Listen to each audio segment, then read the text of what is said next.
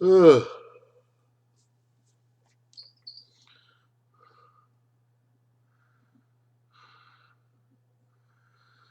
Okay. Hello. Howdy and aloha. Welcome to Mana Talk with James. Tonight we're going to discuss. I'm such a dork, man. I love it. I love my dorkiness. Oh, hello, Red.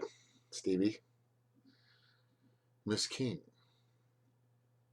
Anyway, sorry about the attire. We have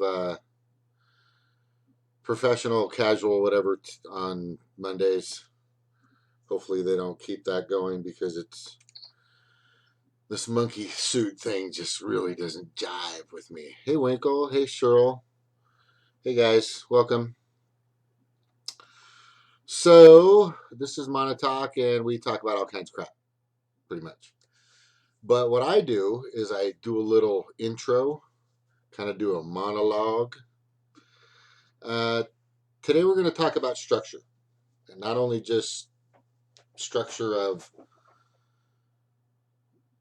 how your life is structured and others are structured and how we structure things together, etc., etc. Oh, shit, the stream's fucking up again. Oh, now it's back on. And now it's back on. The stream's fucking up. Okay, I look funky.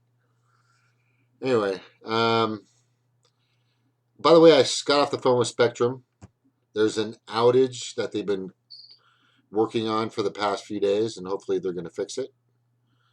And I don't think I should pay these fucking people. I mean, they've monopolized. They're totally unstructured. They're out of control structured. But we shouldn't. Spectrum is just an offshoot of Time Warner, and because Time Warner's already built up such a wonderful uh, reputation, so they decided to start something else they could screw everybody with. But that's what you get when you monopolize cable, which sadly that's what we have to deal with. So at the end of me talking to this guy and getting absolutely nowhere, I just said, "Hey, it's not your fault, buddy. It's just there's no other place we can go." And what that means is they have total uh, what they call exclusivity on everything. They've monopolized and cornered the market. And as far as customer service and whatever else we need done in prices, we don't have any control. So that's happening everywhere. And that's just the structure we're having to go through. So, in regards to structure, all right, and this happens as a child, kids love structure. And so do people in general. People want to know the next day that they're doing something that they feel comfortable with and they're safe with and they're doing the same things. Kids like to know that they're going to be getting up, they're going to be going to school, they're doing this, doing that, getting picked up, having breakfast, going to school, you know, and then going home, homework hopefully first, most of them, and then dinner, and then playing a few video games, hanging out with dad, or just mom or just dad, or whoever their caretaker is or whatever, and then that's it for the day. But kids love structure. Okay, now in regards to this is something that I've experienced since I've had a couple of baby mamas. Kids like to know that you're coming either once a month, twice a month, every week, whatever. As long as you show up, or if something happens, at least they know you're going to be there, and there's some kind of structural system in place that they can count on. And that basically is important for everybody. Everybody likes structure, and kids and people. So our country is structured that there's just two parties, and that's your structure. Okay, it's one party posing as two. Okay, in my professional opinion, from all my resources, all my links, all my checking, all my searching, and everything. And so I am talking about structure. And I think the structure of our government needs to be restructured. I mean, a complete restructuring. Somebody just needs to go in and go, you're gone, you're gone, you're gone, you're gone, you're gone, you're gone, you're gone, you're definitely gone, and you're definitely gone. And put some people in place that actually give a shit.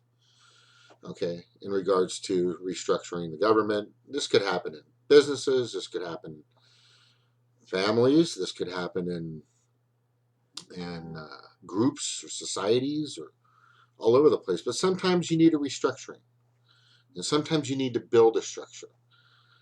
In regards to this show, which is Monotalk with James, I'm going to kind of go over and maybe get some ideas that I may or may not implement from everybody.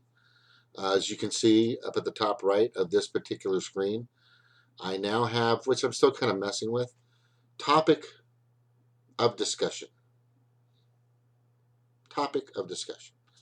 So I had some ideas from a lot of people that come on here, some loyals, some buddies, some people that are on our shows, which are fantastic, by the way.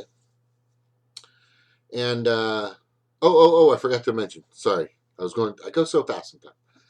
I like to call like my little thing that I bring up in the beginning, something that people can count on. You gotta check out this guy. He's fucking an idiot, but it's just hilarious to watch him.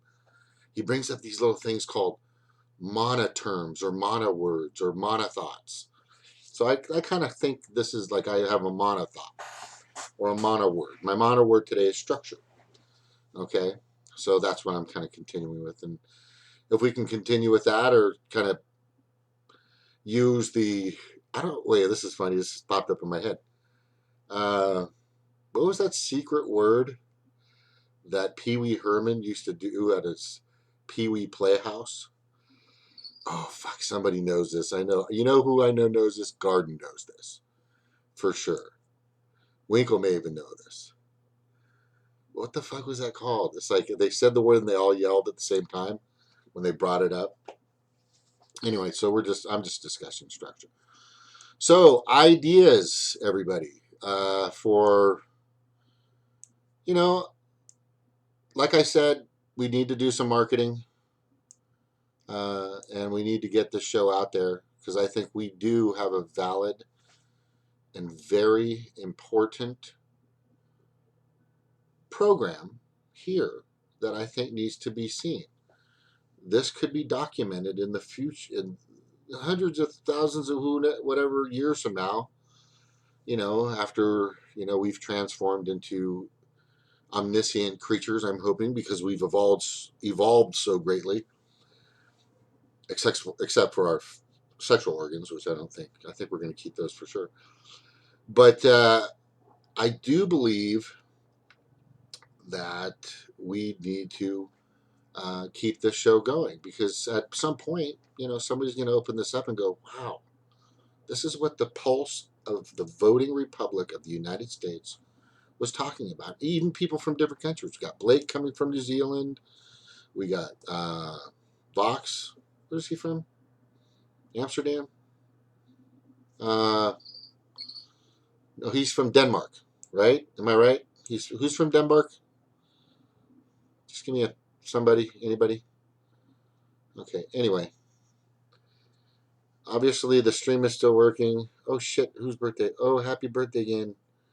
Winkle, is your birthday? Happy birthday to Winkle. Happy birthday to Winkle. Happy birthday, dear Winkle. Happy birthday, dear Winkle. Boop. And I'd give you a punch. If I saw you in person. A light one. I wouldn't, get too crazy.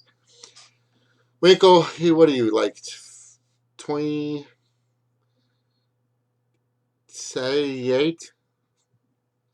Anyway, bro, you got some good times ahead of you, buddy. Oh, hey, there's Fly. There's a few other people.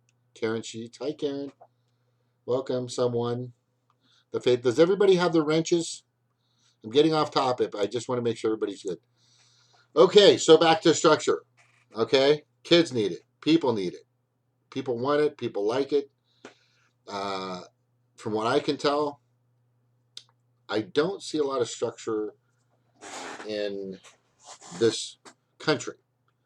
Sure, there are some services and programs and that are pretty well structured. Our infrastructure needs some restructuring. But definitely, if you guys have some ideas for the show, I'll do what I can to put them in. If not, I won't. And I wish I would join you. Anyway, um, what I'm saying is join us, and whoever you are out there, please come by and say hello. And if you have any questions or comments, or if you have anything you want to discuss, we don't care if you're from the Libertarian Party or the Republican Party, or you're from the Democratic Party, or you're from the Mountain Party, or the Green Party, or there was this party that contacted me the other day. Anyway, and I'll get to that. But there's lots of parties out there. They're restructuring little parties everywhere. But yes, we need structure, okay? Because it's a fucking mess out there. And you need to know the way things are moving so you can get in the right area to where you need to be. If things are chaotic, it's not good for people. People don't like that. Chaos isn't good. I mean, controlled chaos, like a football game, or like a rugby game or hockey, that's controlled chaos. That's fun. But this isn't fun. We have people going in too many directions. We definitely need to structure and get everybody paddling in the same direction. If you're not pulling your oar at the same time, and the rule is when you're paddling in that canoe, your outrigger canoe that I used to paddle in high school, we came second in state at the championship. But against a lot of boats. But that's a lot of work. But when you paddle, you're not supposed to hit the side. It's like a bad omen. It's like taboo to hit the side of the boat. It attracts sharks and bad spirits or something. Which, yeah, you don't want that to happen, because if you turtle or the emu goes over, the emu flips over, it's not good to be in like black water that goes thousands and thousands of feet deep below you, that it's just you and a couple of large, very toothy fish, which I've been around. All right, so there it is. Structure, I want people to please try to think about that also. So in my structure tonight, we also have topics of discussion. Christian brought something up to our attention. Question B. Nothing Yahoo. I think you guys know who that is. Question, I think the police or supposedly the police right now for Israel are questioning Benjamin Netanyahu. I call him Nothing Yahoo because the guy's a fucking shithead. Sorry, he just is. He's just a tool. And they're questioning him, which I think is a good topic. I didn't read the article, but if you got something to bring on it, bring it. Smearing Assange. Okay, and it appears that we got some smearers. There's so many guys. There's guys and gals. There are so many people out there that are always constantly trying to smear Assange. Constantly. The guy gets hit from 1,000 different angles. By God, who's this one? This is Barrett Brown, just from the Atlantic, just going after Assange. I mean, I wasn't the Atlantic kind of a progressive? Weren't they kind of more of a progressive, democratic media outlet or publication? I thought they were. And there's something also I forgot to put in. Kim.com has raised funds for your defense. He told the world about your case. He asked his followers to write to you in a jail to lift your spirits. He's your friend and a victim like you. Come on, man. Not cool. Barrett Brown. Yeah, so he went after Barrett Brown, Kim.com. You know what? Fucking Anyway, don't get me started on Kim.com because he claims he's got all this information in regards to Seth Rich being the WikiLeaks for the Podesta file, but he won't divulge them because he wants sanctuary and he wants a pardon and all this other shit. It's not going to happen, bro. Kim.com, it'll never happen. But if you got the information and you want to be a fucking hero, right? You want to wear a cape, you want to fly like Superman, come on, bring your information, throw it out there. If you've got hard, pertinent, unequivocal facts in regards to Seth Rich being the WikiLeak, then it's time to pussy up and fucking and get it. Okay, don't be a testicle because you flick those things are weaker than shit. I'm just letting you know. Yeah. By the way, pussies are a lot stronger than fucking balls. If you guys haven't noticed that yet, then y'all need to start paying more attention to the human anatomy a little bit better. All right, let me post this on so whoever can come on. Let me see. It is called the invite. Copy invite. Bringing it over. Remember, ideas tonight. We'll talk about those topics. If you guys have some topics, we'll throw them out there. But I think we should structure the show. And I had a really great discussion with my brother, who's a brilliant man, who said, Jim, you're an idiot. And I said, I'm your brother. I'm supposed to be an idiot. And he goes, but you need to start doing these things. And I said, yeah, I get it. We've been looking into these things. And he's right. If we want to succeed and if we want this to move a little further, but yeah, it'd be nice because everything you guys say is always huge, in my opinion. And it needs to be out there. We got some fucking awesome characters in this place, too. It's just epically awesome characters. I mean, I'm a goofball. There's no doubt about that. But we definitely need the people that are here to stay.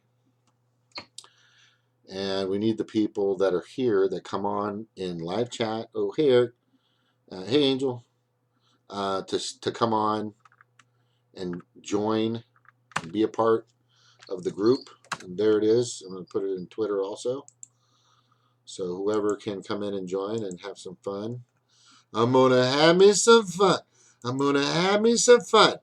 If you can name where that phrase came from, what movie, I don't know. Well, just if you can do that, it'd be awesome. But I'm going to do it again. I'm going to have me some fun. I'm going to have me some fun. Snork, hey, buddy. Thanks for coming on, man. How you doing? You good, bro? How many screens do you have? Monitors? Fuck. Because you need 3. I'm doing this show with 1. I think last time I tried it, I pretty much decided I needed 5. And that may be cutting it kind of close. Maybe you should just do even 6, just in case. I was thinking 4 on this one, and at least 1 separate computer for looking over to see how it was doing. But I suppose you already can see me jerking my head sometimes between the different monitors. Yeah, you're just like, because Eben does the same thing. I watch him, and he's just all over the place. I think he also uses his phone. He's got monitors up, and all of mine are in a row, and I want to get at least 1 second row. Right. I could just imagine the technology that you have, as well as the technology that he has, and some of the. I know Fly's got all kinds of shit around his place. So, what do you think about the structuring of the show, Mr. Snork? Like I said, we do need to include more of our graphics in the crayon font, just in case our president watches. Well, like a pastel, maybe, like finger paintings. There's a new font, like finger painted, like Today's topic. There is an extension out there. I think it's for Chrome that it converts all of Donald Trump's tweets into crayon. Oh, that's fucking hilarious. Oh my gosh. See, what's cool is I can bring the topics in and back anytime I want, which if you can see on YouTube. Do you see the YouTube? Yes. Okay. So I That's when can he bring said, them in and bring them my back. head go to this direction. I'm looking at YouTube. Okay. Yeah. I just click and back. I'm just clicking to different screens and moving around. One screen's working for me, man. It's, you got to be really good with your fingers. Yeah. Really good. Something actually, whatever. Okay. Something I wanted to talk. I talked about structure, getting some ideas for this show, and I'm going to lay out a few things that I'm going to start to implement that I think would be really good. But I'll wait till more people come on and we can go over it together. But it's pretty much what I believe I need to do because I want to grow. I want us to be seen. I mean, we've got a few of our shows with almost 400 views. Some of the older ones. So what's happening is if you guys share, like I ask, please, then somebody will look at it and say, "Man, have you seen this show? It's crazy. It's weird. These people just talk about all kinds of stuff, but they really nail the politics really well, and they're on for a long time." And I'd like more people to come on as well too.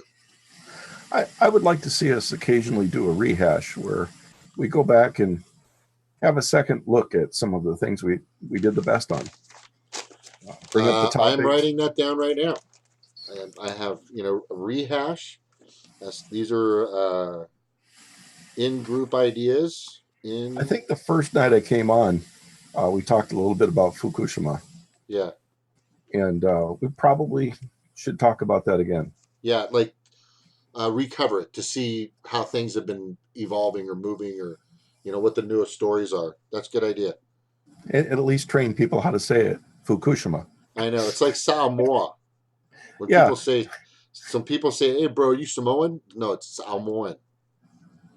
There's difference. And, there's other topics we could cover. Yeah, there's bunches of them that we sometime could this probably go spring, back. we have to do water purification. Yeah, definitely.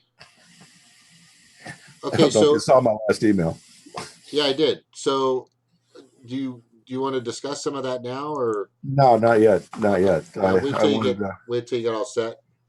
I didn't want to spring all that on you in one day.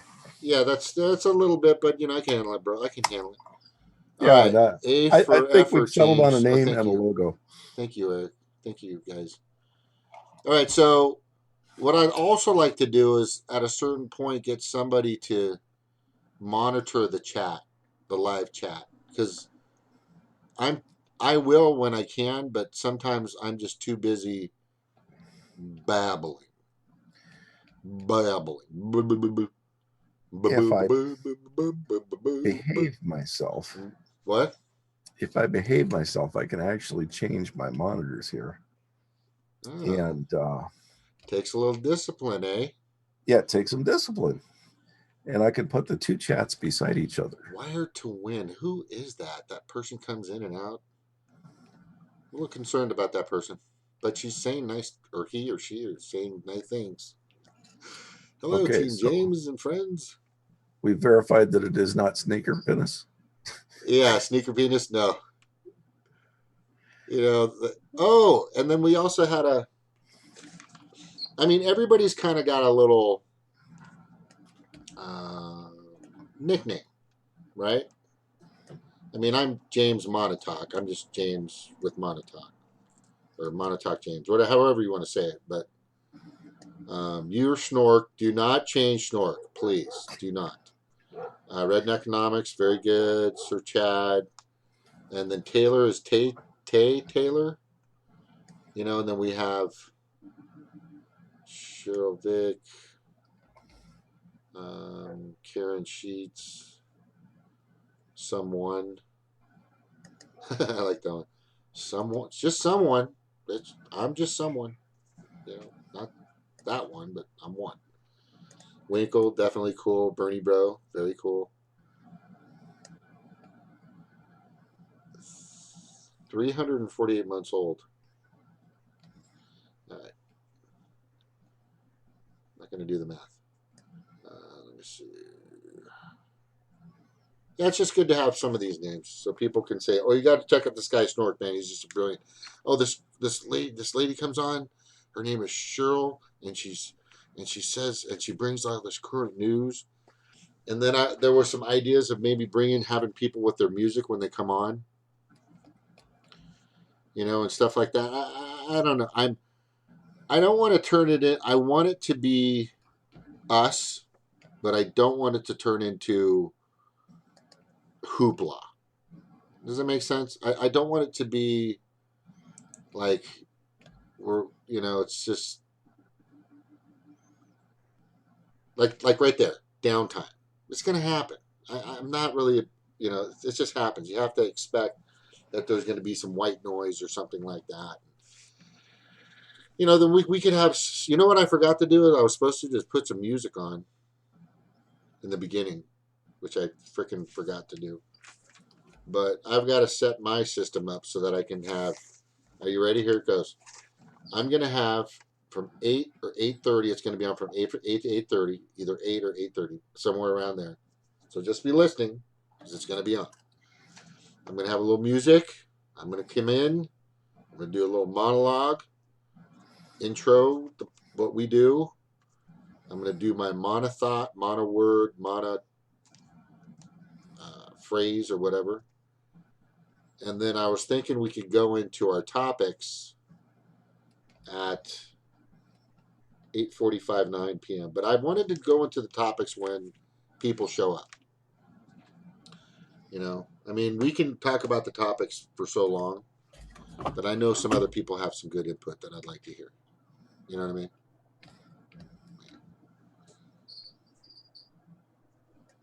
Now, the topics tonight: smearing Assange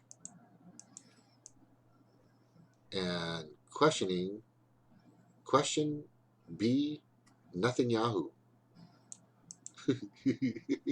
I'm just experimenting, people. I'm just experimenting. So, maybe fix the fonts, arrange things so that they work. I think one big topic that I was talking about is structure. And it's really sad. I'm seeing a lot. Okay, here's a good question for you. The Army Corps of Engineers, and I know you know this, are the people that design our highways. Am I correct? They have a role in it. Oh shit. Okay. So they do have a role in it, but how come it seems, and this speaks for everybody, how come it seems that the Army, whoever's designing these freeways and streets and byways, and it seems like they're like 10 years late. Yes. What's the reason? It to first acquire the money, you need a legislative act at the different levels, because there's state involvement, there's local involvement, and there's federal involvement when the interstate is involved. So, and then cities, you need to have all of the different legislative groups agree, and once you have that consensus, they have a consensus to ask for a study. And then that study might take a year or more. From there, then they come back to the next level, which is discussing what the scope of the project is going to be. By then, you might have had an entire different suburb pop up of people completely uncoordinated building houses and whatever, or a major factory shutdown, changing commutes. All kinds of things can change in just the amount of time that a study is requested for.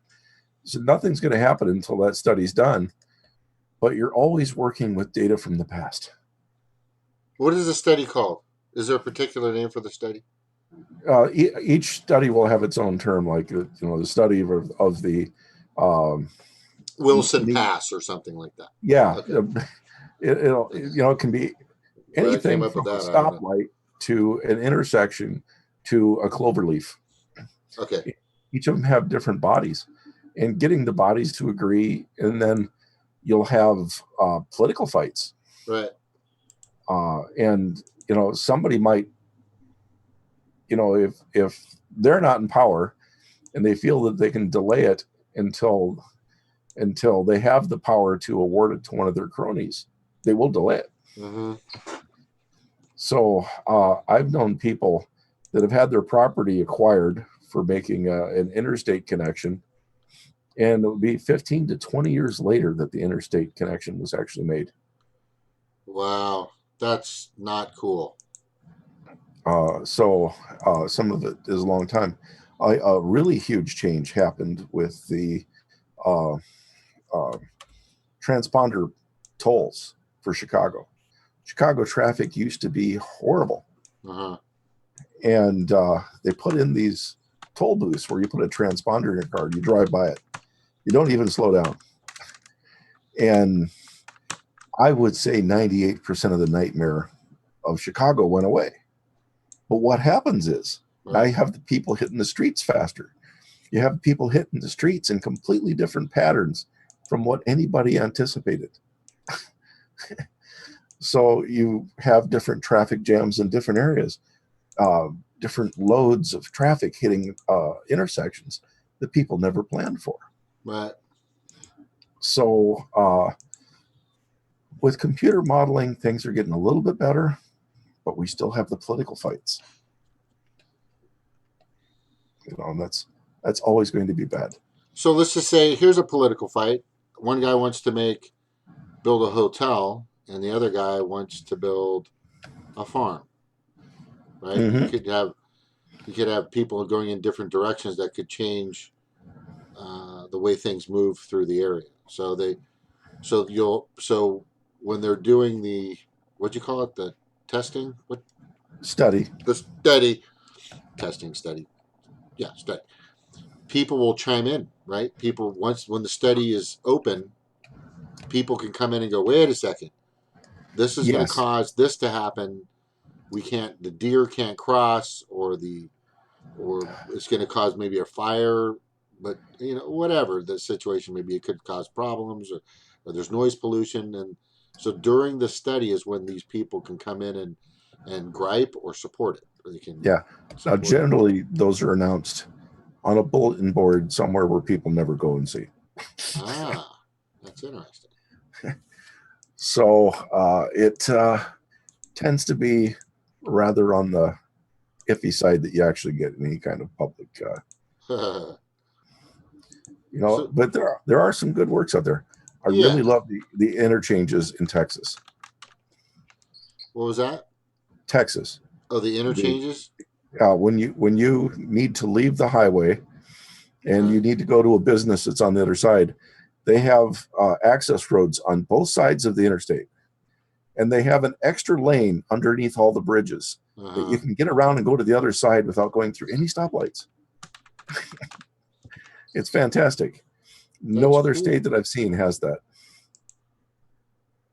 Have you seen? I think I showed you a while back the new intersections. That's good at intersections, but they got some really interesting ones here in Orange County, in southern Orange County, and one of their newest. I got the open forum up right now. One of their newest freeways that was just built, a toll road, and they kind of come up with the overpass. They cross, and they go down again. It's just, you know what? I'm gonna go bring that up on maps, on Google Maps, and show you. It's fucking trippy, but it's really, it seems very efficient. There are some nice intersections like that in Chicago. Just a few. They're relatively new. The thing that I don't like is there's something that we get in Chicago that you don't get in Southern California. Right. It's called rime ice.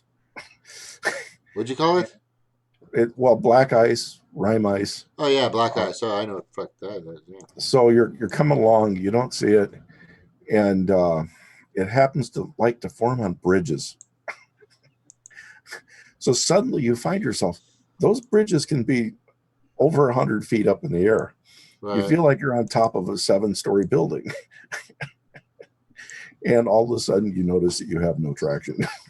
That's nuts. Yes. But Illinois does use a lot of salt. They use a lot of sand from the sewage plants, and they spread it on the roads. Uh, so, but it is a concern. It feels relatively bad because cars driving over the ice kind of polish it, make it even slicker. So I was always happy when there was a slight snowstorm, because the snow gives you a little extra traction. And I can remember several times pulling off to the shoulder and using the snow on the shoulder to slow down, and watching 5 or 6 cars slam into each other beside me in the path that I would have been on. You know, That's wild. Okay, here's a good one on black ice. When I lived in Alaska and Canada as a kid, and somebody here could probably attest to that on chat. Anyway, you'd park your car in the at the grocery store, and then what happens is you come out and all the cars are piled up in the corner because they all hit black ice and they just start moving. I've actually seen that happen several times, and I think there was one time where I was in the car where it started moving. So we're parked. Next thing you know, we're going, moving kind of fast. But oh man, when you see these things, and they're not going super fast. They're just moving. It gets a little bit of speed, and they're going down. They boom, boom, boom, boom, boom, boom. They all hit each other. I think they got bumps for those now. These little speed bump things that they put out there. I had a cousin come visit me, and we met our aunt at a restaurant. While we were in the restaurant, there was an ice storm. We tried to cross the road, and the road had like maybe a 4-inch hump in the middle of it, where the road was rounded. We could not walk across the street. Was that bad? We couldn't get up over the hill. Our feet, we just kept sliding back. You just could not make it over the hump. Yeah, it was only like 1 or 2, maybe 4 inches at the most. Yeah. We had to go down around the block, come back up. What's interesting, Stork, is a lot of people out there, and I think what's cool about my life, even though I went to like 8 or 10 different elementary schools, and hey, Dom, and I went to 3 different high schools. Traveling with my dad as an entertainer was fun, but the coolest thing about it was we lived in Alaska, Canada, we lived in Washington, and we experienced a lot of different atmospheres, a lot of different differences in temperature and humidity and stuff like that. What's really funny is the time I took a friend of mine who was half Samoan up Mauna Kea of the Big Island. We're cruising up this Ford Fairmont with a 4-liter, barely made it up the hill. And we get up there, and just as we're getting to where there's snow, and there was snow at the time, I go, hey, there's snow out there. And he looks at me and goes, oh, that's not snow, bro. I go, that's snow. He goes, that's a cloud. I go, why is a cloud laying on the ground? He goes, that's snow? And I go, yeah. So I go, open your door. And I pull up kind of close to the edge where a lot of snow was. It was about 1.5 feet of snow, maybe. Good, decent amount, maybe that much. So I pull up to the side and I go, now look at it. Go touch it. So he went to go touch it, and I go, boo! And I pushed him out inside of the snow. Oh, it was hilarious. His brother was in the back. His little brother was in the back. It was fun. We were like 17, 18 years old. But we were just totally playing around. But he'd never seen that. Never seen snow in his life, There's a lot of people out there that have never seen snow, never seen ice, you know, and a lot of people that have never seen a warm beach, or volcano. I've seen a volcano. I've seen a live volcano. A lot of things I've seen probably others haven't. I mean, there's so many other things. Oh crap. Oh hey Dom, what you got? Oh look at that. That was mine. That was black ice. Was that you? Yep. Holy shit. The car flipped over in front of me. And you're here. Obviously, you were okay. Was there any injuries? Nobody got hurt. The car didn't get hurt. I didn't get hurt. Oh, good to hear. But that's all in the case of black ice. That's how it works. Yep. It's that fast. You don't even notice. I will give credit to General Motors. Around 2009, they started putting a black ice monitor in cars, and it says ice is possible now on a dashboard as warning. Really? Yeah. Just a few days ago, I saw that for the first time, and I thought, that's great. Then I drove the other vehicle. They had it in the other vehicle, too. And so both the pickup and the car have a black ice monitor. That's weird. And I have deer whistles now. Wow. So were you moving fast or what? We were probably going about 40, 45. There's just no way you were going to stop. Huh? There was stopping was just not going to happen. No, well, once that guy flipped, I just took I had a set of double trailers, the two trailers. Yeah. They're only like 27 feet. Still. So they jackknife real fast. So my load wasn't that heavy. And a friend of mine actually was down the bottom of the hill. He said, it's okay, come on down, because it's a pretty big mountain. So I was going down and back of the guy, and he flipped. He was from Texas. He was pulling a little utility trailer. All I did, I took my foot off the fuel, and the momentum shifted just that little bit. And next thing you know, like the gear shift went out the floor, the cab went up in the air, the rear window broke out, glass flat all over. So I'm sliding along. I must have slid for about 5 or 6 seconds at least. I was just sitting here with my hands in my lap with my eyes closed, hoping that it didn't hurt real bad if I got hurt, Did you get hurt at all? Nope, didn't get hurt. That's lucky. So the momentum of those trailers pushed the cab much further. There's no way you're going to stop those from pushing the rest of that rig. No, but the momentum is what caused the jackknife. As soon as I let off the fuel, I wasn't giving it much. As soon as you left off the fuel, like looking from the top, you left off the fuel, it starts to slow down and it starts to go like this. Well, the trailers kept going. Yeah. The tractor slowed up, and that was it. I can see that. The inertia, right? Moving.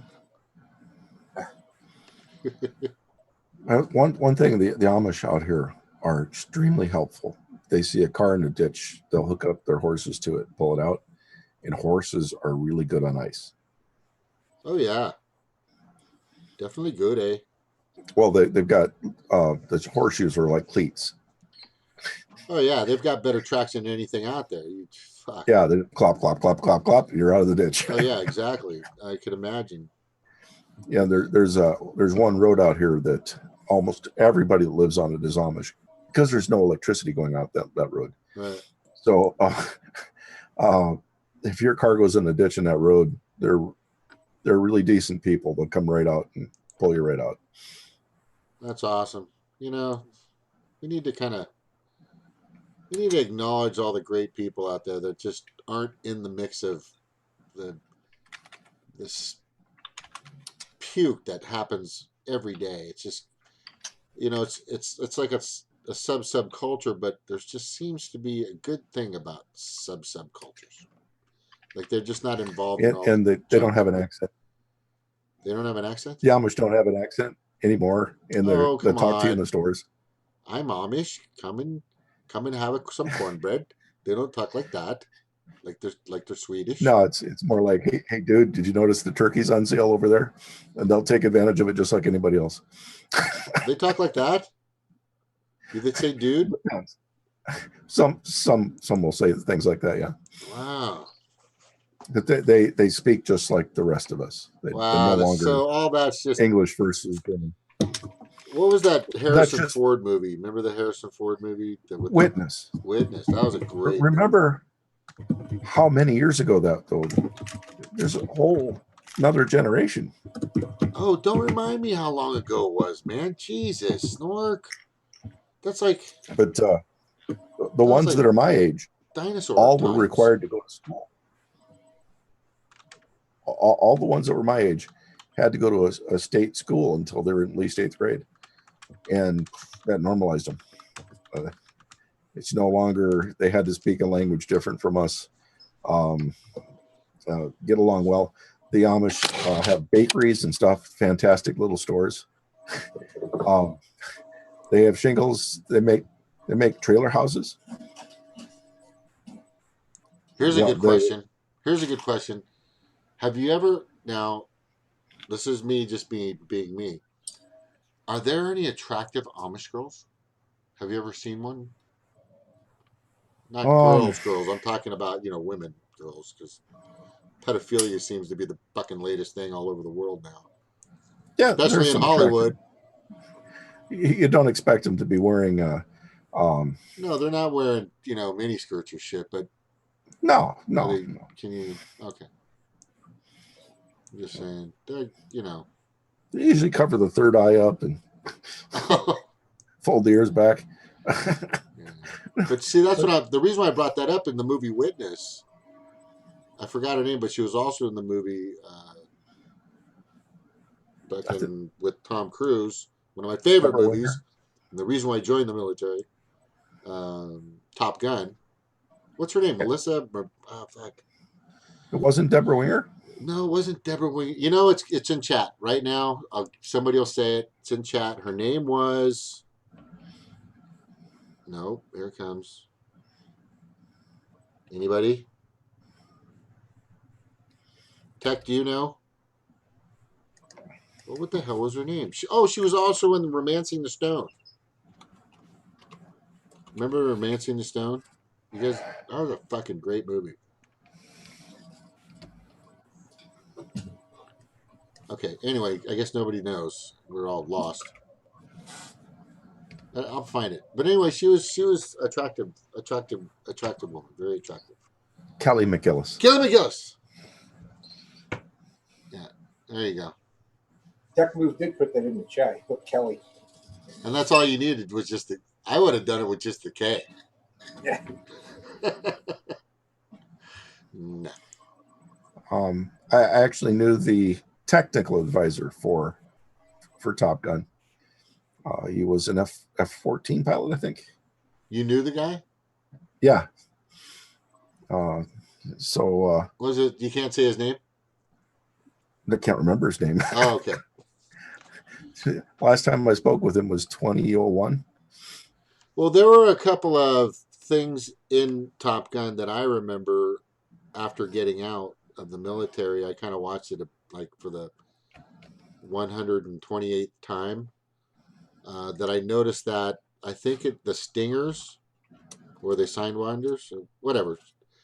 This one plane was launching like 8 of them on one side. Like there's only 4.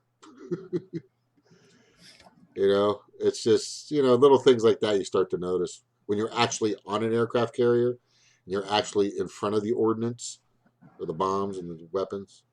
You kind of notice these things. Anything going on there, Dom? Anything? We're open forum right now until we get some more people on. Then go over some ideas for the show.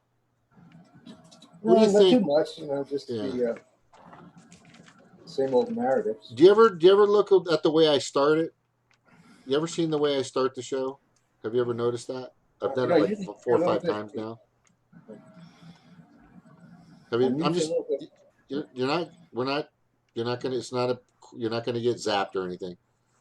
But what I do is I do kind of like a monologue in a sense, kind of introduction to the show, and then I start bringing people on, and I have this little thing called like a monothought or a mono word or a mono talk. Mana, and you guys know what that means, right? It means power, like a mystical power. To a lot of people in the gaming world, if you say mana, you're talking about regenerating, like it could be Celtic power or warrior but it's power. more of an accumulated power, isn't it? That's actually it's a constantly being built. According to the Polynesians, you're constantly building it. It's because it doesn't stay. It doesn't stay. It goes. You have to continually build mana for it to start stacking, but it kind of dissipates if you don't concentrate on it. Mm-hmm. And the constant dissipating, the Japanese call it waste. Muta. Muda. Yeah, I saw that. So there you have your mana and your muta. Mana, the accumulation of the good. I'm going to Or start using that. Don't let your mana go to muta. Let's not let that happen. and Because that could easily happen. the Japanese quality system, Muda, is very bad. Yeah, it's like this. There's a term in the Hawaiians. I think I told you guys this. It's called, if you're ever in Hawaii and you ever want to get beat up by a bunch of Hawaiian people, maybe you just gotta, you just want to get, whatever, or you want to piss them off, just say the word blala. Blala means it's like the worst word you can tell a Polynesian, especially a Hawaiian, because blala means lazy, it means disrespectful, it means shameful, it means everything. It's kind of just like Trump, Mm-hmm. It's kind of like Nancy Pelosi, I think it's like our current, all the people on the Hill are fucking, in my opinion, just seriously blala. It's an interesting term. Tech's here. Tech, you got anything going on, brother?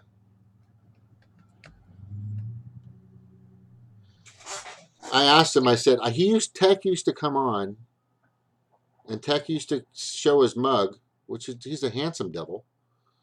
But he just doesn't do it. You know what? Is because you just don't want to tease the girls anymore? What is it, bro? I mean, come on. That's what it is. Oh, I know.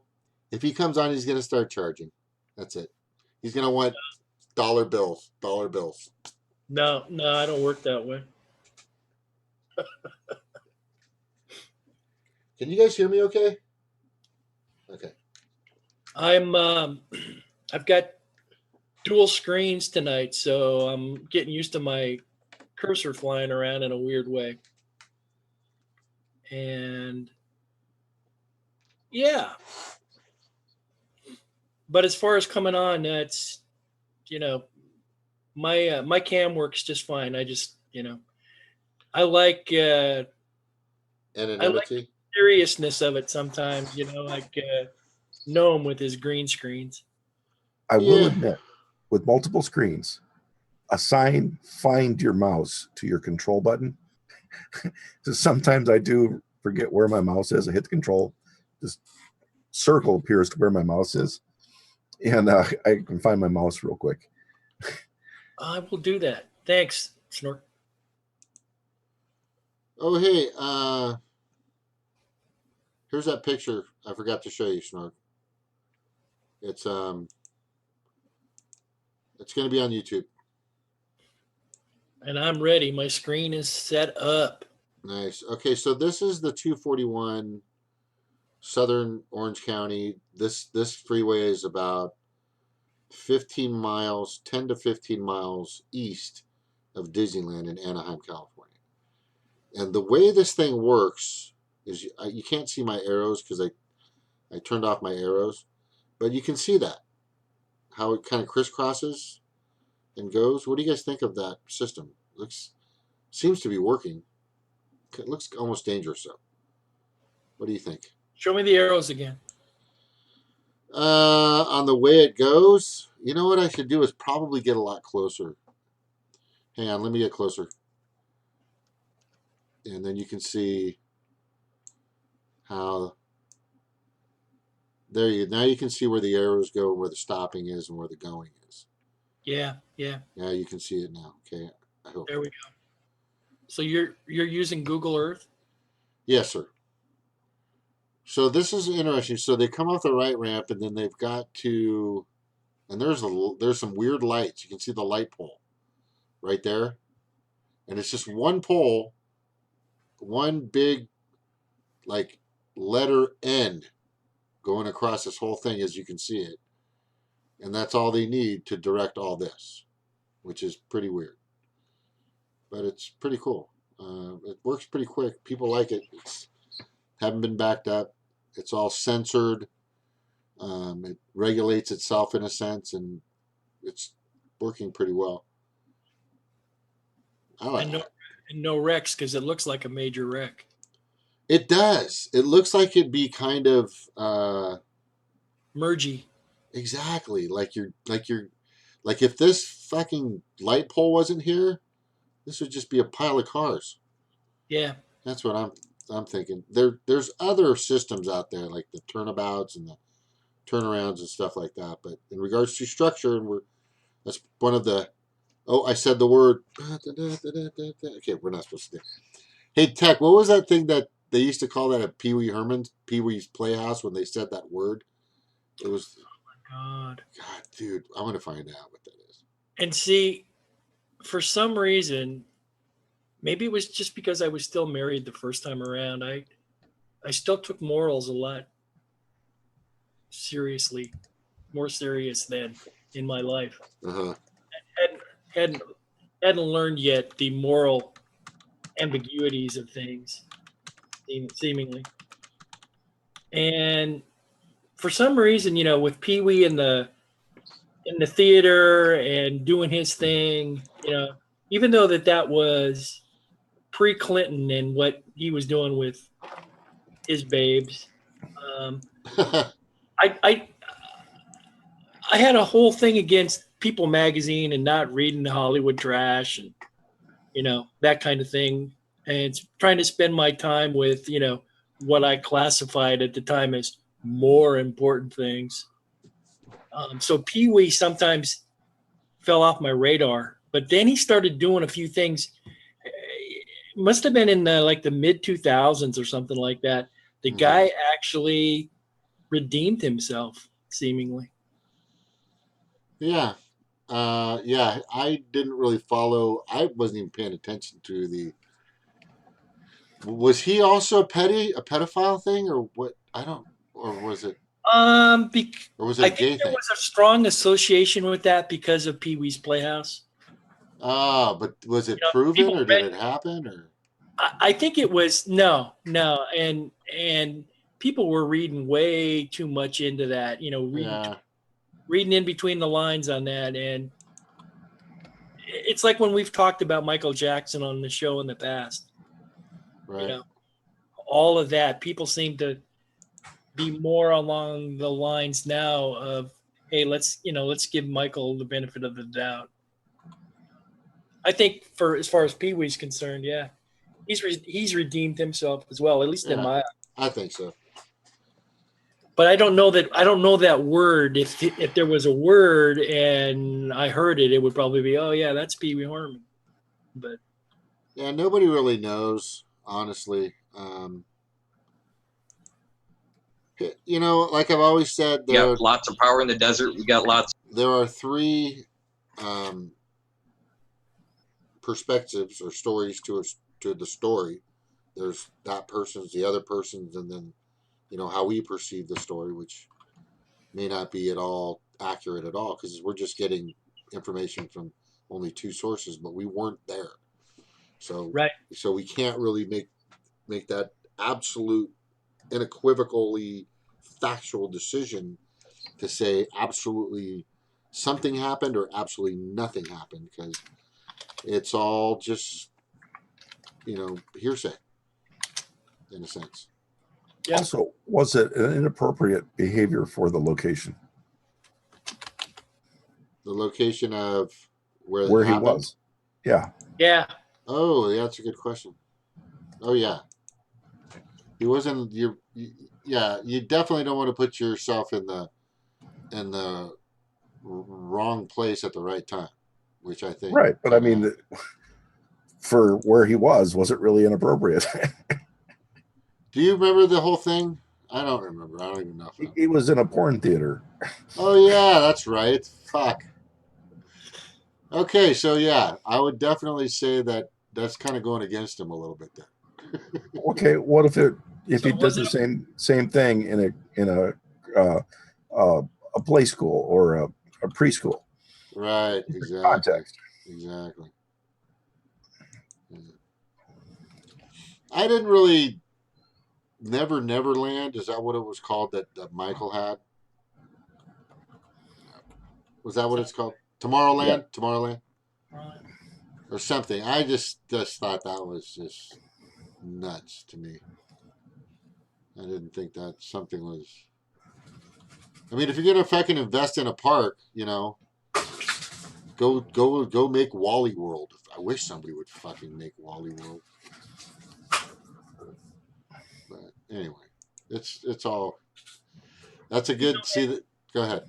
so much of this stuff that we deal with, we're pulling it out of the back of our minds sometimes, and the details are like, because what are we talking about? Like with Pee Wee, we're talking like 30 years ago, Yeah. more The than 30 years ago, right? Yeah. The devil are in the details, bro. Devil Yeah, is in the details. they surely are, man. Yeah. And The older you get, if you're not on it, the or older you get, the harder it is to remember which decade it was in. Some things seem like yesterday. Or fucking anything for that matter. Jesus. well, for me, what I find, I was talking to my sister today, and we were reminiscing about some things, and it's like when things were more structured, I can't imagine now. There aren't any signposts. There aren't any like milestones like shared culture. There is no shared culture anymore. Everybody's picking and choosing, and it's like, what are your point of references? And back in the day, it was like we had point of references because we had just a few television channels. We had the music that the DJs played for us. There was a structure, Yeah. and a lot of people, rebel against that structure. And I agree, rightly so. I mean, that kind of thing, if it's repressive and whatnot, it should be done. But on the other hand, we human beings, we're conditioned animals. If we want shared values and shared ideas, that kind of thing, as varied as we can be, I guess the sky is the limit. Uh, we still seem to need, that as a species. Of course. Bless you, whoever that was. Oh, I'll mute. Yeah, we're Complicated. fuck yeah. Thank you for filling in the only fucking word that you could use. We're complicated. We got fucking Jesus. You know, I don't. Snorks. I don't know if he agrees, but I don't think we were supposed to be here, man. I don't think. I don't think this is. I don't think this is our actual planet that we were supposed to be on. Or that we were actually where we actually came from. I just, for some reason, I think we've spent enough time here to where we can say we're part of it now. Just like some alien coming in and legally or illegally getting their visa, working here for a long time, a few generations down the road, and they deserve to be here. That's kind of what I think we are. I don't think that we're supposed to be part of this planet. I think Snork disagrees, but You mean anything like our body clocks have a 24-hour cycle down to 24? our body clocks do have a 24-hour cycle? 25. Okay. Are you So saying... would that indicate that we came from another planet? I'm just saying 25 as opposed to 24. It's pretty close. Mm-hmm. Where'd we lose the hour? Somewhere in the agrarian age? I'm not sure. That's weird. What planet has 25 then? Alpha Centauri 6. That's what I was just going to say. Or is it 7? It might be 7. Yeah. Fuck, it's crazy. Yeah, there's just a few things that are a little off about us. Mars. Yeah, definitely Mars. All right, who joined? Oh, Mars. Hey, Benji, what's up, buddy? Hello. Okay, so what about Mars? Lay it on us, Snork. What's going on, bro? A day is 24 hours, 40 minutes. There you go. And look how desolate Mars is. You know, we're going to get up to Mars and we're going to find, like with the movie Planet of the Apes, there's going to be something up there. And Snork's laughing because he knows where I'm going with this. Is we nuked that planet and then we came here. He maybe knows That's what happened. that's where we freaking came from, and then we came over here because it was warmer because it was getting too cold. Right. So we had to pare down, from 25 to 24 and then over the generations. Oh, remember what I think Star you're Trek right. did? Yeah, Ben, do you think this is right, Ben? Do you I think Go that ahead. some caveman, some Stone Age caveman found the broken down part of the spaceship, and they didn't see anything useful except for just like a wheel, little wheel in it somewhere out of the pieces, and they just like took that and then just made a wheel and had to start all the way back over again. No, I don't know. I'm just indulging you. That's all right, but here's what We're all mammals, aren't we? I mean, isn't like mankind? Aren't we like? Don't we participate in mammalness, like all the other mammals out there, like with their similar reproductive and whatever else configuration? Yeah, but isn't that bestiality? No. No, I'm saying we're all mammals. It's a trace back to it's tracing us and basically, it's like the puzzle pieces showing that, we're animal species of this earth. But I thought you have DNA that doesn't fit, Snork. Don't we have DNA that just doesn't fit? There's that. You mean like the difference between prokaryotes and eukaryotes? Explain, please. Yeah. That's way above us, Snork. The different organisms, the prokaryotes versus the eukaryotes, have different types of cell walls, different organization of the interiors. Like that's completely separate about evolution. Of course, we very realistically could start some conspiracy theories here. Yeah, possibly. Yeah. But, to go from Ben's great point of it being like they found this wheel and it started the technology train, that we've got here on Earth. Yeah. To go from that to, single-celled or multi-celled animals, that's quite a mind leap. We got to rewind everything. Where in the conversation do we want to jump into? Do we want to start out, 7 billion years ago, or do we want to start out 100,000 years ago? Or do we even want to start out 2,000 years ago, according to some folks here on the planet? Man, my sister, brilliant most of the time, she thinks that we're just a big ant farming experiment.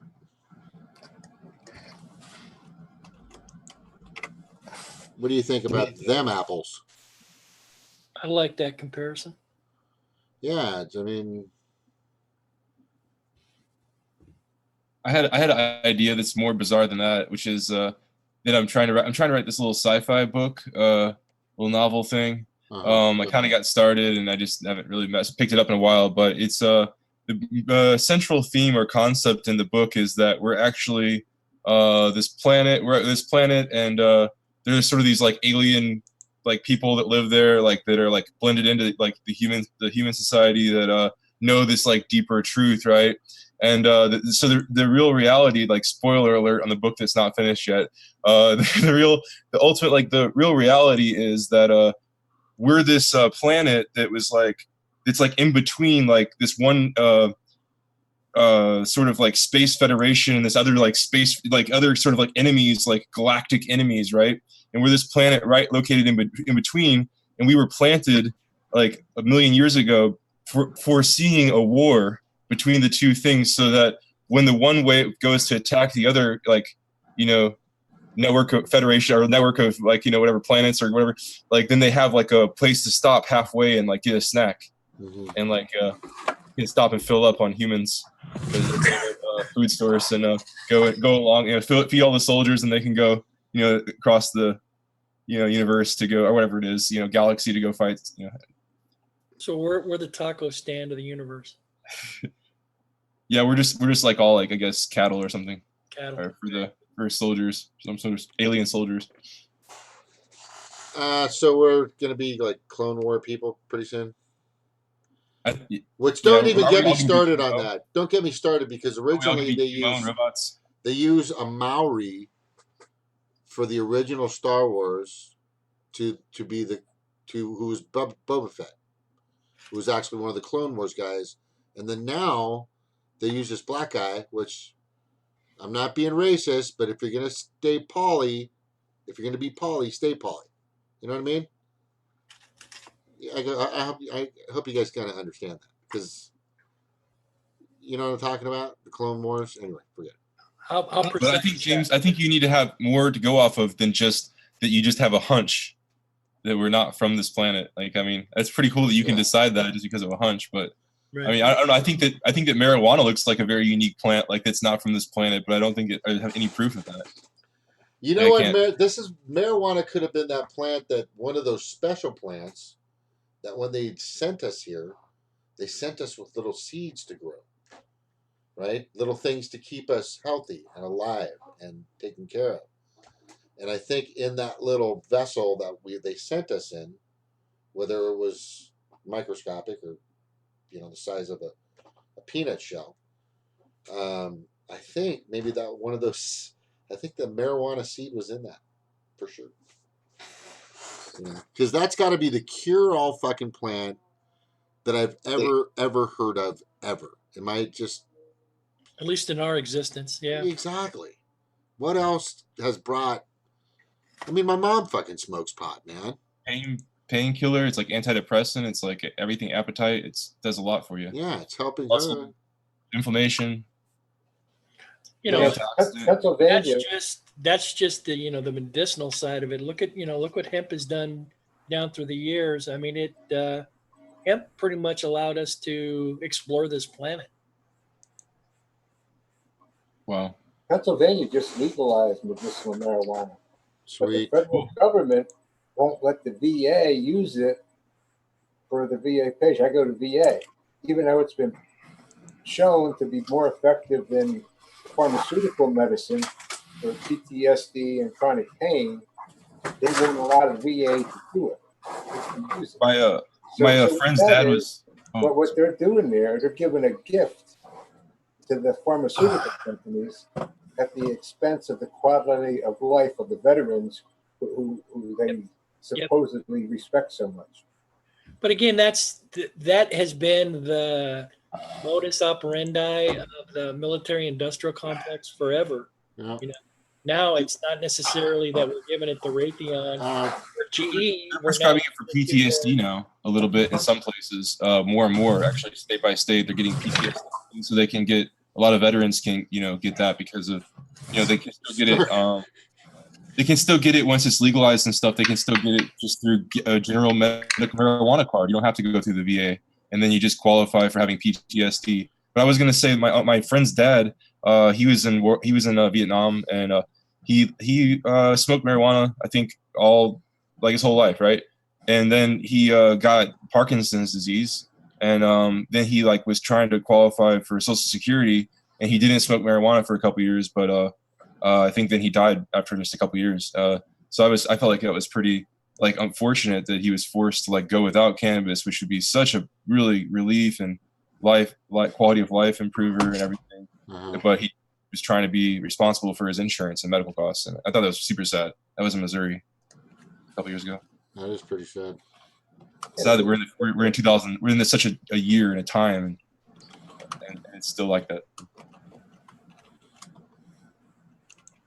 My theory on the forbidden fruit, I think that was something like marijuana. Like our species was probably never meant to really have intelligence, because when we got intelligence is when we started acting more like savages, where the animal kingdom today, like the lions live together, the tigers live together, all the species live together. But our species somehow must have found some marijuana or something, chewed it, and it created this intelligence and made them think. It expanded their mind. And that's what the forbidden fruit was that took Eden away, because once that happened, we weren't satisfied with what we had. We became insatiable. Mm-hmm. That makes great sense. Just everything that's in my head and everything that I've seen, which is too much information, obviously. But the way I kind of see it is we are right now doing gene therapy, and we're creating different species, changing the form of some animals, like and their color. Like we've created flies or fruit flies that now have different colored wings because of how we're playing and messing around with the genetic codes of these animals. What I mean, and we're also hatching, lambs or sheep or something out of plastic bags. I mean, would it be too far or too beyond to say that we could actually create our own species that could endure an environment on some planet and thrive? I don't think that's that far off. Yeah, I don't think we're that far away from that, man. It's kind of scary. What would be the? I mean, like for like livestock for ourselves, or what's the point of that? No, what I'm saying is that if what I'm saying is, let's just say a group of scientists with 4 total fingers, right, and big eyes created. They came from Mars. And they wanted to use our DNA or whatever, just hypothetically, X-Files shit, and they created something to at least carry on their gene, but they needed to alter it enough to endure the atmosphere and the habitat and the environment. So they saw the first primate that was closest to them, which was a monkey, and they did that, or they did it a long time before that, knowing what the outcome would have been. But at some point, it could have been done, which we are doing now. That's what I'm saying, Ben. I mean, it could have been done before, but it could. We're in that same place now. We're not that far away from creating our own fucking creatures. That's a sound argument and sound reasoning that you're using. I like it. I see what you're saying. I know that it's the philosopher Lucretius or whatever. He said before about, is there life on other worlds? He said, well, since there's vegetation and flora and fauna on this world, we definitely know that it's possible. So you can't. It seems more sound to say, or more sensible or something to say that there's probably is life on other planets because we have this example here, than to say that there is no other example anywhere. So our creators did that for us, put us on this planet, and now we're going to come full circle and do that, out in the galaxy somewhere? Uh-huh. Yeah.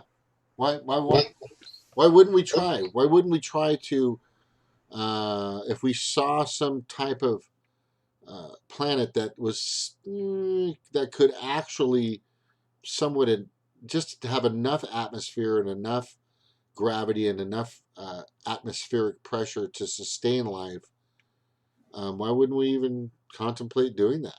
I mean, start another ant farm. Okay, so the mathematical sign greater than and lesser than, Mm-hmm. Hold that in your mind for a second and consider this very, very cynical point. If we could do something like that, then wouldn't we be great enough that to be able to save our own planet?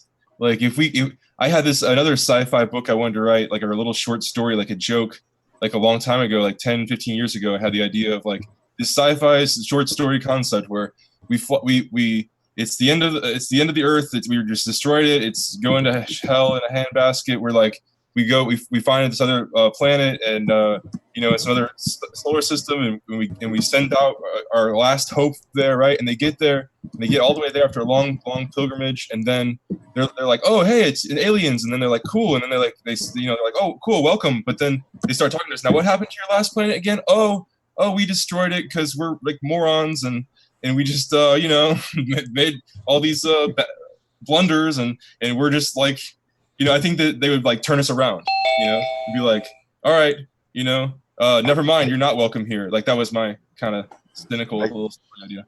Okay, let me just see that. Yeah, let's see this. Hi, who just stepped in? It's me, dude. Oh, hey, Garden. I shared a picture of the VelociChicken. Is that real? That's real. And that VelociChicken tastes like chicken? Wait. Okay. Are you saying that they took the DNA? They've done it. And they fucking created an animal that could pretty much just tear your finger off in 2 seconds? They changed one allele, and I think they made like a bunch of eggs. They did not let them live to hatch, but they were almost chickens before they killed them. And I believe the person that did it got in a lot of trouble because they found by changing one allele, one little switch in the DNA, turned the beak off and made it back into a VelociChicken. Basically a theropod, a dinosaur that was a chicken. This is a made up image, but it actually started to happen. Yeah, I don't think it was quite that developed. Yeah, but the eyes would have been closed if it was the real picture. But enough to where you could definitely identify it as being a VelociType. Yeah. Shit. But I don't know if enough people are thinking about our technology in terms, or I got ahead of myself there. Life as technology, but that's what we're dealing with here. So if we were to want to go out and, planetize and populate these planets and whatnot out in the solar system, we would treat a lot of that just like it was technology, and these life-giving capacities, science. Sorry, Tech. Who's flapping their? Okay. Hand check. I'm showing my hand. You guys can't see him. It's like the hand check. Oh, sorry. But yeah, so if you come up with if you come up with a plan to go out and populate these places, why not use the life-giving affirmations as well as a part of your technology toolkit? There could be a place, some planet somewhere where these VelociChickens or whatever they're called would be exactly the right fit that we could drop those VelociChickens, come back in 20 years and see what the result is. Yeah. And just completely treat it like it's a science experiment. It's just, God, it's, mind-bending. We really got to be careful. Somebody is going to make an atomic bomb. Oh, shit, wait. Somebody already did that. We already did that. Yeah. We already did the super. That's what I'm saying. We already did the super as well. Yeah, we already did the super. Fuck. So, man, here, the biggest problem I have with our intelligence is we don't apply it properly. And I brought this up 1,000 times. We apply our intelligence in the direction that, a medieval thinking person would do. Somebody like Jack the Ripper, who was actually a very heinous entity back in the day. And, and there are people out there like that have the minds and that have the intelligence and the training and the tools and the support and now the funding to create some pretty fucked up shit, man. And if you released a lot of fucking VelociChickens on some country, I mean, Jesus, could you imagine? I mean, at first it'd be funny just shooting them, but at a certain point they'd start to overwhelm you. I mean, am I right or am I right? And they could make them like any size. What if they were like 4 or 5 feet tall? We talk about applicable knowledge and things like that, but then you start talking about chicken armies, and I don't know. Yeah. Well, if you took an ostrich or an emu and you made the same allele change, yeah, that exactly. Yeah, fuck that size. I mean, then you're really fucked up. I shudder to think about the experiments that we don't know about that are going on in like the labs deep in China or Russia or even our own country. Or even our own country. Yeah.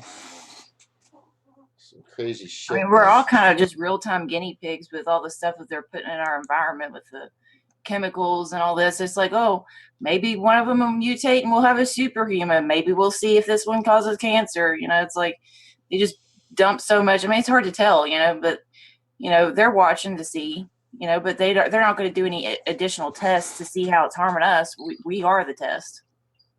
Well, the science technology isn't going anywhere. I know that. Like, there's like it's pretty amazing that we can watch stars and like learn things about that, and have such a huge road or whatever infrastructure, or such a science database and all the rest. Like, it's pretty impressive. But I don't know. I just think that it'd be necessary to clean up this place, this Earth. Like, how much wonderful square footage is there here? How much wonderful, like, how much resources? What a perfect habitat. Like, I mean, it's just, I don't know. I think that before you talk about the feasibility and the aptitude to go to other places and GMO stuff for there and make it a viable a thing, it seems like again that mathematical thing, the greater than or whatever, a lesser than thing. It seems like we would be at least great enough to save our own planet, like, competently.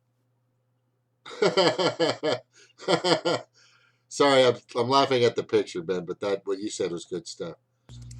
Well, we're going to have to start with rethinking some of our ideas about open source technology. Someone was praising the fact that in the near future, kids are going to have, home genetics kits where they can play with various genes and whatnot. And, he thought that was great. I'm not sure if it's. He got it for Christmas. He got it for Christmas. Next thing you knew, this little thing was flying around through the house and just started going after everybody's jugulars. I don't know what happened. Well, it's plants and bugs, and they don't necessarily have to cause like any kind of crazy disease to people. All they have to do is fit their way into the web of life somehow and disrupt it, and it can cause some problems. We're seeing it right now here with this type of moth, and it is just they're destroying the environment here. I mean, they're killing trees and everything else. It's pretty bad. But I don't know how they got introduced into, because they're a foreign species. I'm not sure if it was something like they've done that before with where those little Asian beetles look like ladybugs.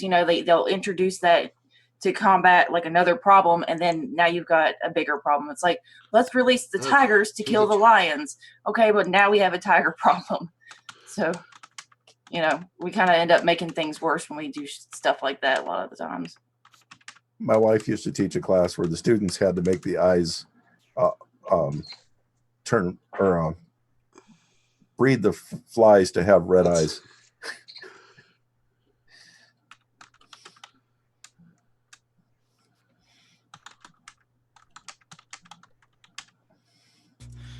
Well, they're like I've said before, they're like the driver who thinks he knows everything about the car and the engine and all the various parts simply because he can drive the car.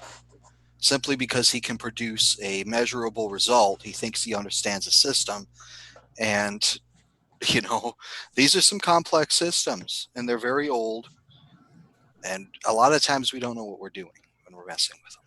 I mean, that's the reason why eugenics is such a bad idea. You don't know what future environmental factors are going to be put in place. You don't know what parts of the genome we're going to need. No such thing in the world that I know of as operator error. There's no such thing as operator error. No. We just can't. We can't design, organisms around our needs so much.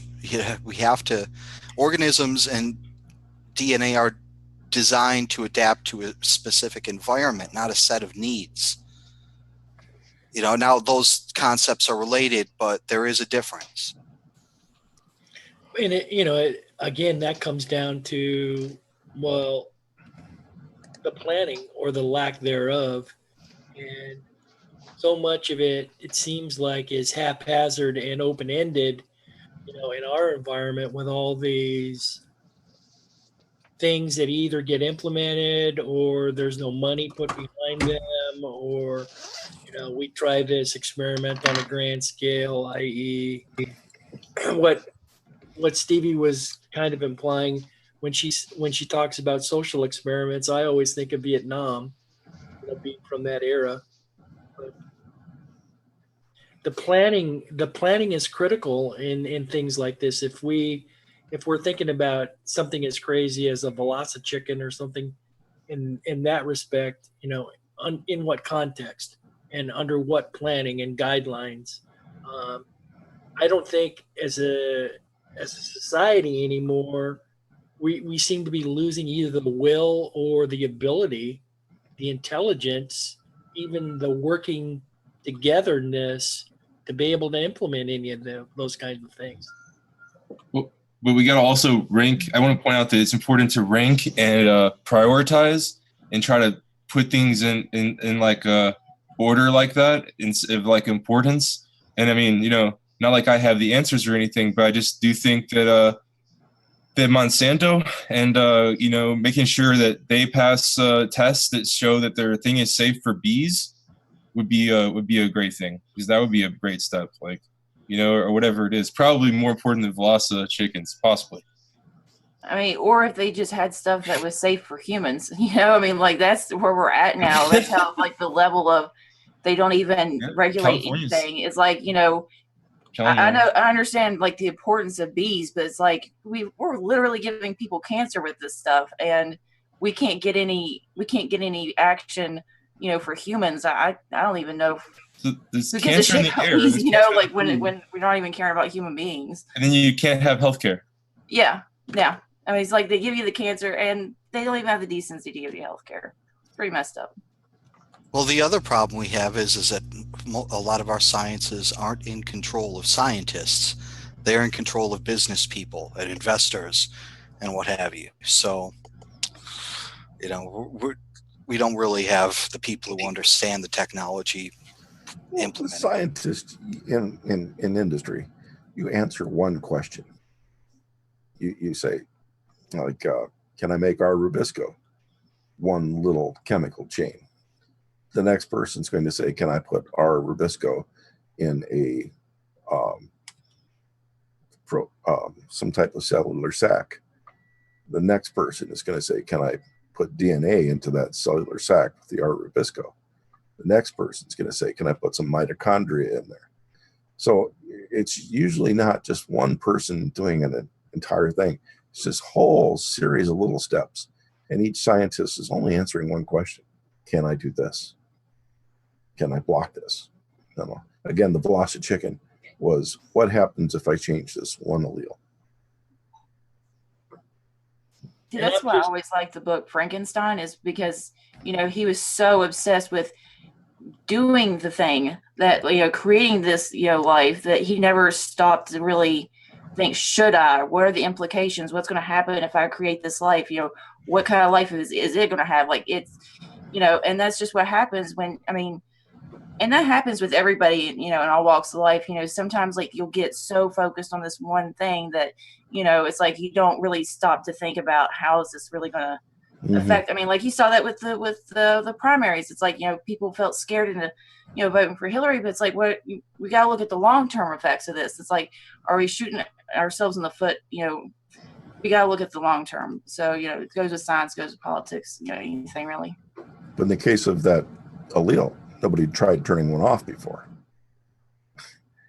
He didn't know that there would be something.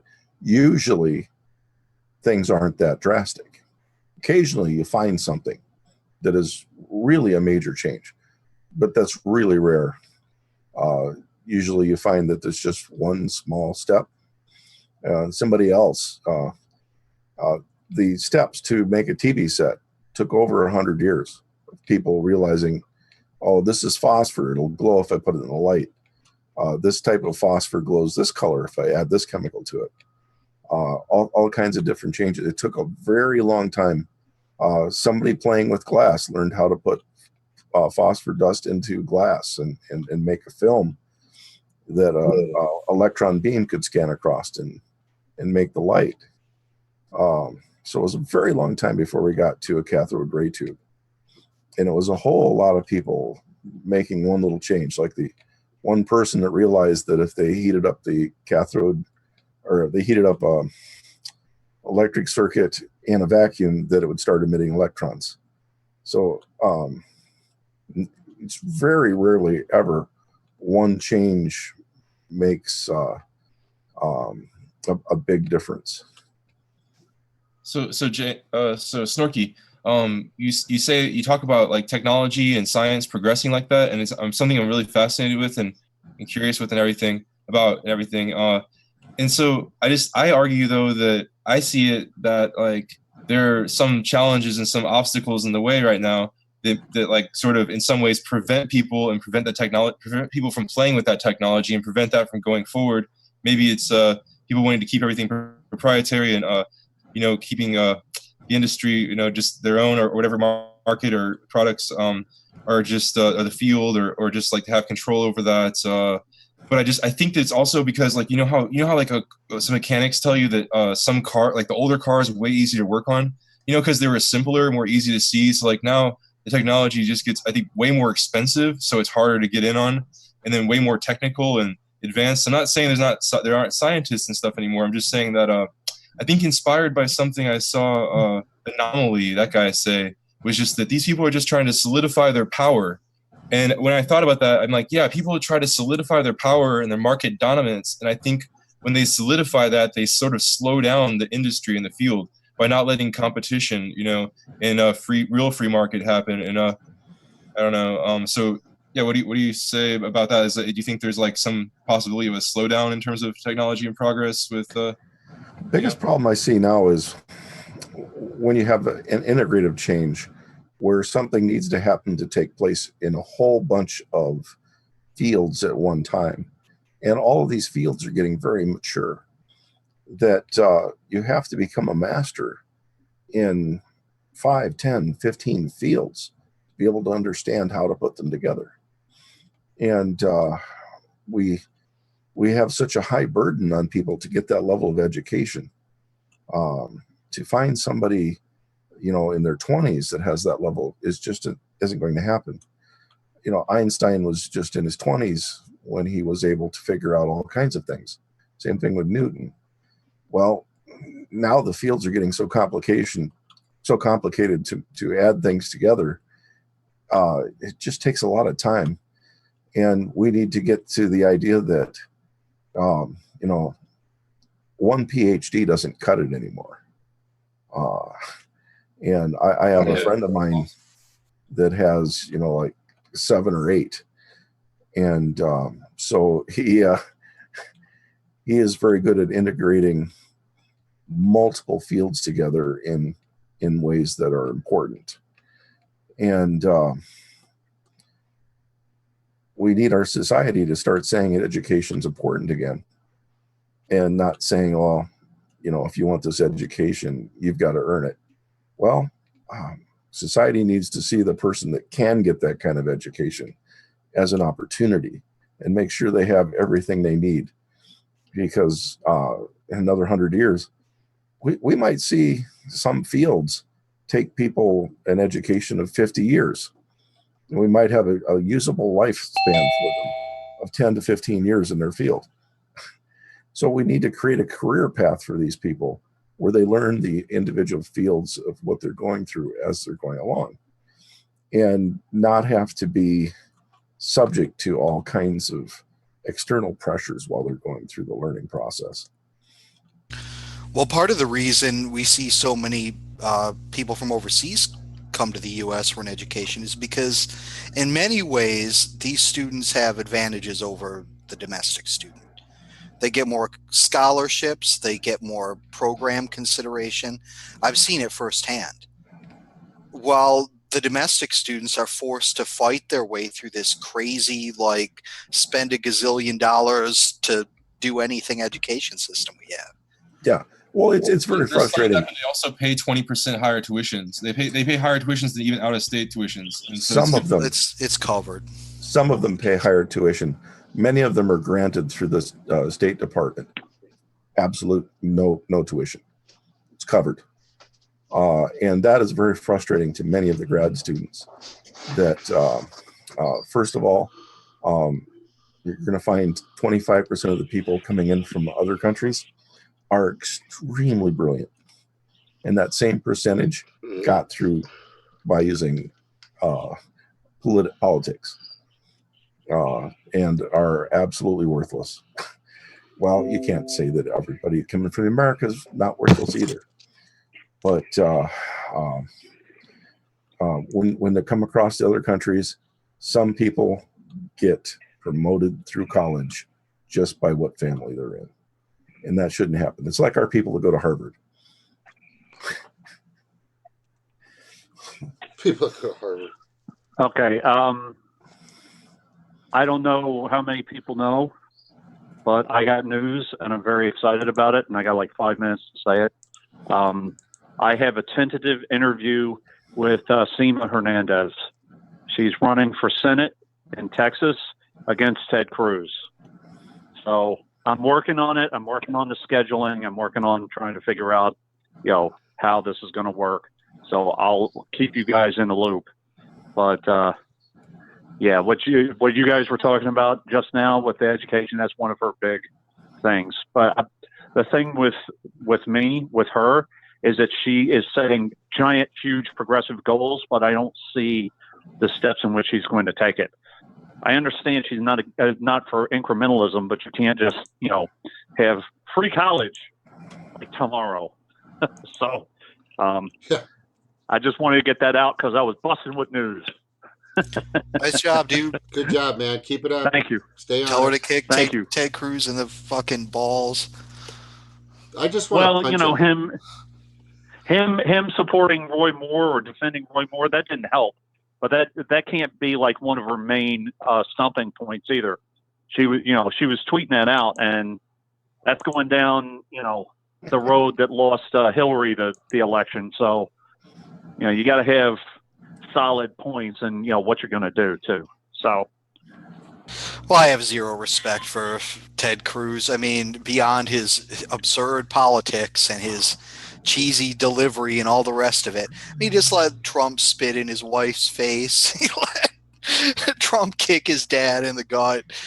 And then he was on the phones for him. It was disgusting. Yeah. Gordon, come on. Number one, he's a Christian. And number two, he's against Gordon buffering. What's up with you buffering, man?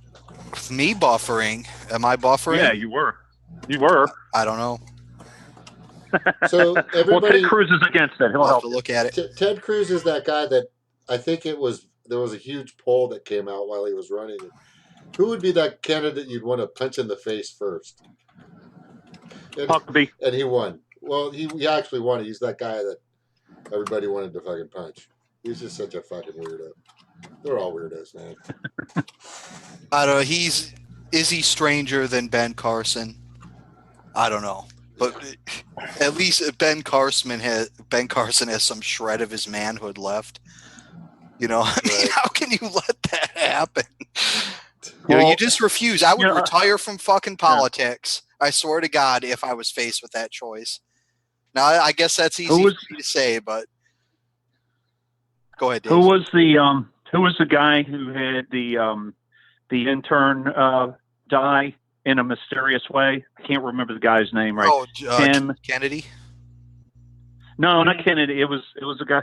I can't remember his name right now. But right now, it would be Joe Moore or Roy Moore. Sorry, Roy Moore, not Joe Moore. I used to work for him in Chicago. Sorry, Joe. But Roy Moore. He would be the guy I'd want to punch in the face. Or Yeah, Roy Moore. He was on. They had a skit on him on SNL. It's pretty fucking stupid. What Was about it that guy from Phil Scarborough? I thought she was found in the woods or something. God, I can't remember her name. It was back in the 90s. Yeah, Scarborough's what's his name? intern was found dead in his office, so that didn't count. Ugh. Man, it seems like being an intern is pretty dangerous work. Yeah. Yeah. You either get a stained dress or you get killed. So Can you imagine that being a Republican intern or Nancy Pelosi's intern or Dianne Feinstein's or Hillary's intern? I mean, imagine all the fucking phone calls that must be brutal. I mean, I've called interns to hopefully talk to these people, which never happens, but I've been pretty polite, courteous, and respectful of their positions. But you can imagine some people calling those kids. Most of them are just kids, right, and just screaming expletive. You know, right, you can imagine. Fuck. I just remembered the name of the intern. I can't remember the senator's name. Chandra Levy. Chandra Levy. Yeah. What's that girl's name that's running remember again against Cruz? Could you give me her name? I want to look her up. Seema. That's not her full name, but Seema Hernandez. Her Twitter handle is Seema for Senate. For Senate, right. Cropack Seema for U.S. Senate. She's Cropack. She's got her own pack. Mm-hmm. Yep. All right. Oh, she's not. She's young. She's 32. Yeah. She looks. I gotta say, she looks a little younger than that, and I'm going to show you because this is a pretty recent. She does. She does look younger than that. It's just the Hispanic gene. They're like 10 years younger than all of us. So I wanted to bring up something, if it's all right, about like sort of like about our media. So I just think that I just thought of something today. Like I was thinking like that the media and the news, the journalism is a kind of a place where democracy and capitalism come together. You know, because there's a market when it comes to news, and there's like a job when it comes to journalism about being like thorough and about getting the scoop and about being clever somewhere, all these things. And so like whoever does the better job and getting the perspective and like putting things out there kind of clear or like kind of like making sense like that speaks to enough people or whatever it is. That's sort of like a competition among journalists. It's like it's capitalism, like and it's democracy because it's like part of our voting process. It's in our constitution that it's like a national heritage. And so I don't know. I just think when you see this stark resounding evidence that the media can go all in for one candidate and throw all their weight behind this one thing and like they can act that way. They can like act as like perform such a function or like act in such a way that like they can be functionally they can just be like a way to just completely block out certain news, as we're seeing right now about Twitter and the DNC leaks. That it's just like this official word to block out everything from here, and then the media did that perfectly. Like they did it like a marching band like marches perfectly in line or something. Like they did it just totally lockstep and I don't know. So for me, I think that like that's another case example, just like technologies maybe isn't progressing like what it could. There are other things in our country that are like, I want to say broken or stagnant or like progressing slowly or just aren't healthy, because there's the natural force or the natural like market or the natural whatever isn't there because people are just getting exponentially better at manipulating things and lawyering things and whatever it is. That's fine. Also, it seems like a lot of people don't understand the nature or even what technological advancement is. Having a new icon on your iPhone, that's not a technological advancement. But No. that's where we're dumping our money and our effort into stupid shit like that. Whereas we could have more advanced practical technologies if we would put the same money and effort into them. We're talking about it's the. like Go ahead. we Sorry. don't have we don't have an intelligence problem. We don't have a resources problem. It's like we've got lots of smart people out there. We've got lots of people that would be willing to do, these jobs or go into these professions. I mean, we've got the resources to do it. It's just right now it's, whoever is the corporations, they kind of control where we do research, what research is even legal. I mean, there's so many things, even with guns and stuff. It's like, you're not allowed to do research on things like that. It's illegal to be more informed. So, I mean, like it's, I mean, it's kind of crazy the way we have things set up. It's a bad structure. The whole structure. Even is water bad. purification, you encounter all kinds of roadblocks. I was just gonna say, it's like smartphone technology. You have to have, like, it seems like Apple has to do that. It happens to happen through Apple. It's not gonna be like, when's the last time another surprise electronics company or something just comes up? Like, it's the same with automobiles. The companies arise pretty infrequently. So, like, it's like all the change or all the technology changes and advancements have to happen through us. It's almost like that. It is like that. It's exactly. It happens slower. It happens slower than if they're like localized, people doing different things all over. That's when you have because in that hands-on process or whatever it is, I don't know. Now things are all just being done through machines. I don't know. It's more an intangible, abstract universe. Whereas back in the day, everything you built was more like, in front of your face. Those ingenious developments could happen in a more like simple, plain way.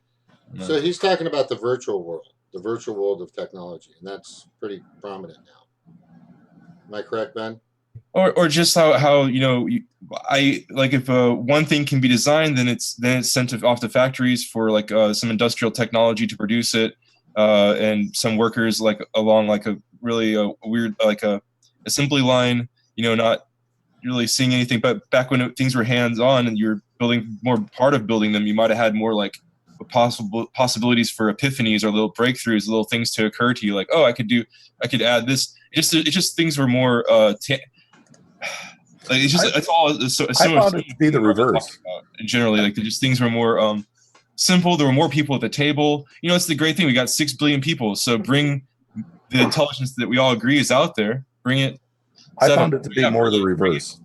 The most people possible to the task, the many tasks, and the brightest and the most efficiently, and that's like a promising, like, that's the greatest resource, the untapped resource out there is probably the human resource. Like, we've already explored everything else, and there's like all this like that's out there.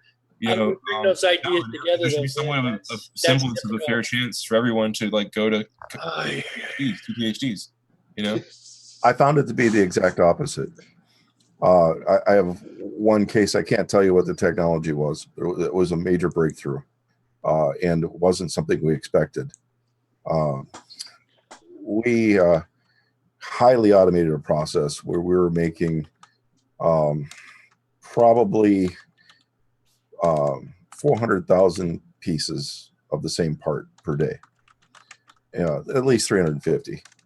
And we had computers analyzing each step of what was happening. And we found a material property by analyzing our data that revolutionized an industry. Just, we weren't expecting it. We said, what is this data?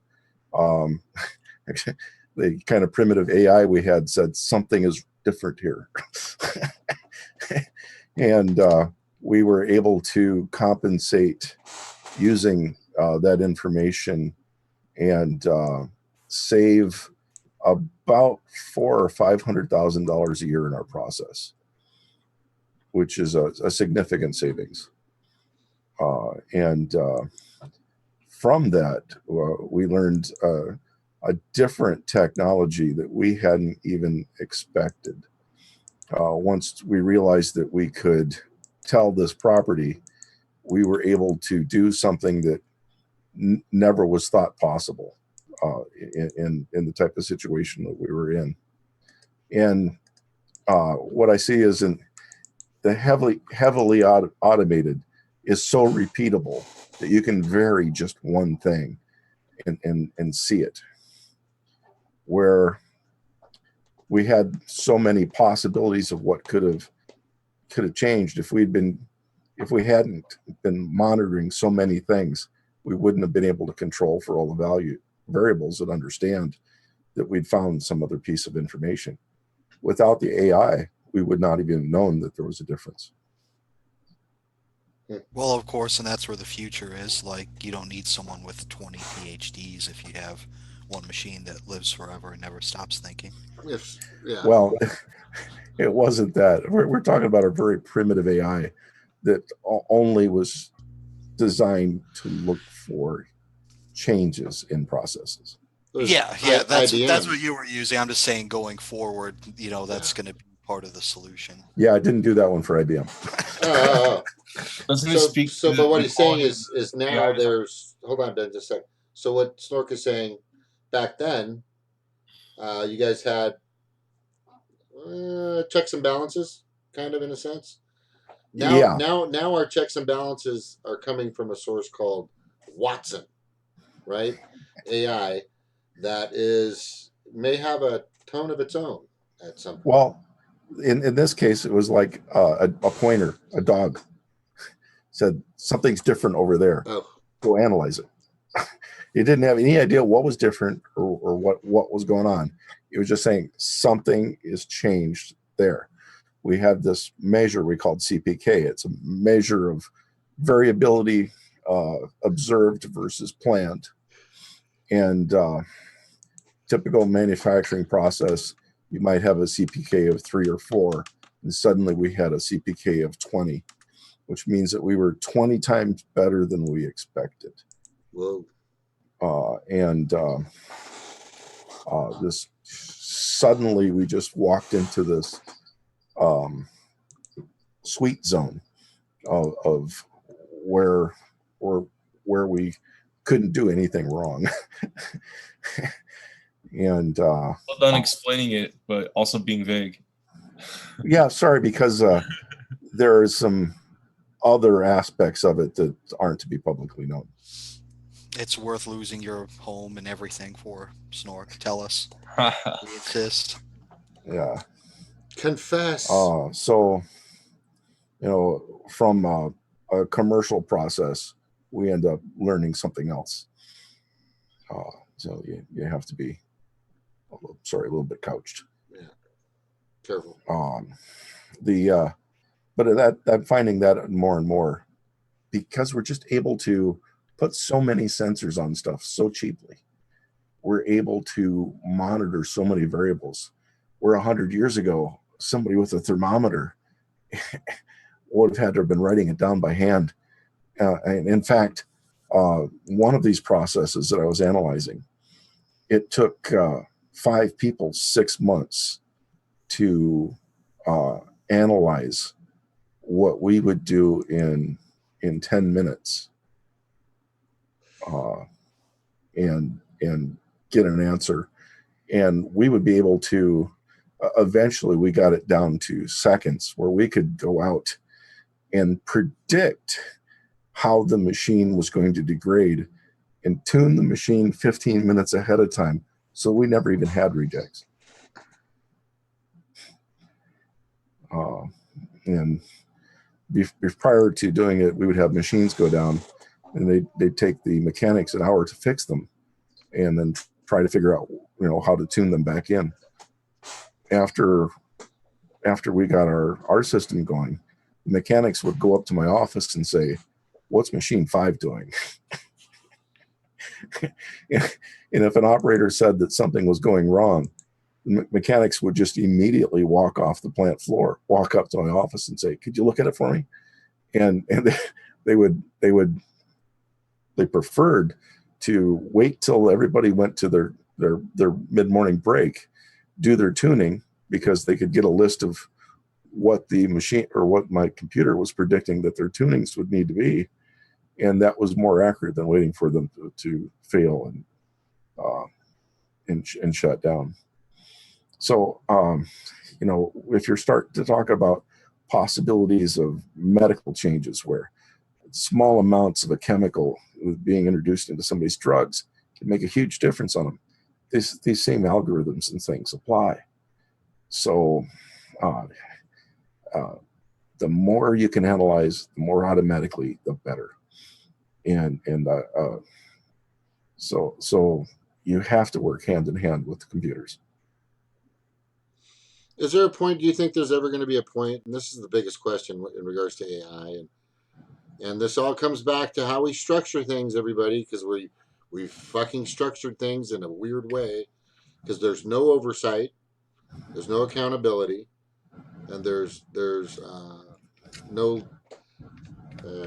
checks and balances or enough from the people, from the voting republic, from us. I want to know what's going on.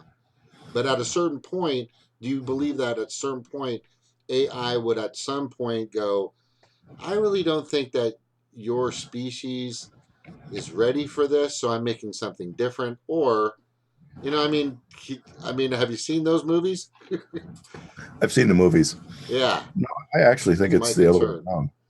The AI is going to look at us as needy for a very long time. Everything that we did, we always ended up needing more people, but our production levels would go up. Yeah, in one plant we would struggle to make 110 pieces a day. After analysis and redeveloping it, we got it first to 350 people, or 350 pieces per day, adding one person. Adding three more pieces, or adding three more people, we were able to take it up over 750.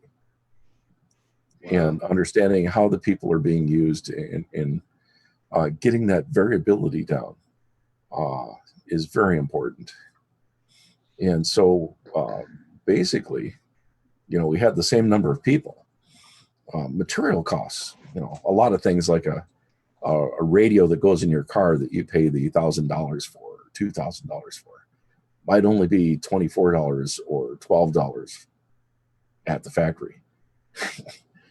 So your material really is usually dwarfed by the labor. So if you can triple your output or quadruple your output with just adding a few more people, it is an extreme change in the profitability of the company. What I see more as is we have to start thinking of our externalities. Like, when you burn down a forest, somebody's got to clean it up. And we have too many cases around the world where we have a reduction in the number of people working when they're using the computers, not because the computers are doing it better, but because we don't have people going out and cleaning up the messes. And we should be employing people, cleaning up. What's the bad part of it? We remove a mountain in West Virginia. What have we done to fix West Virginia? Why aren't we building these costs in? When we make something cheaper, there should be. We used to have things called RCRA, where you'd have to say, what chemicals am I spilling while I'm making a product? What vaporizes goes into the air? What goes down the sink? What do I send off to be disposed of? Like contaminants. I think we also need to say, when we make something, what do we damage in the environment? So when we mine something, what do we do with a hole?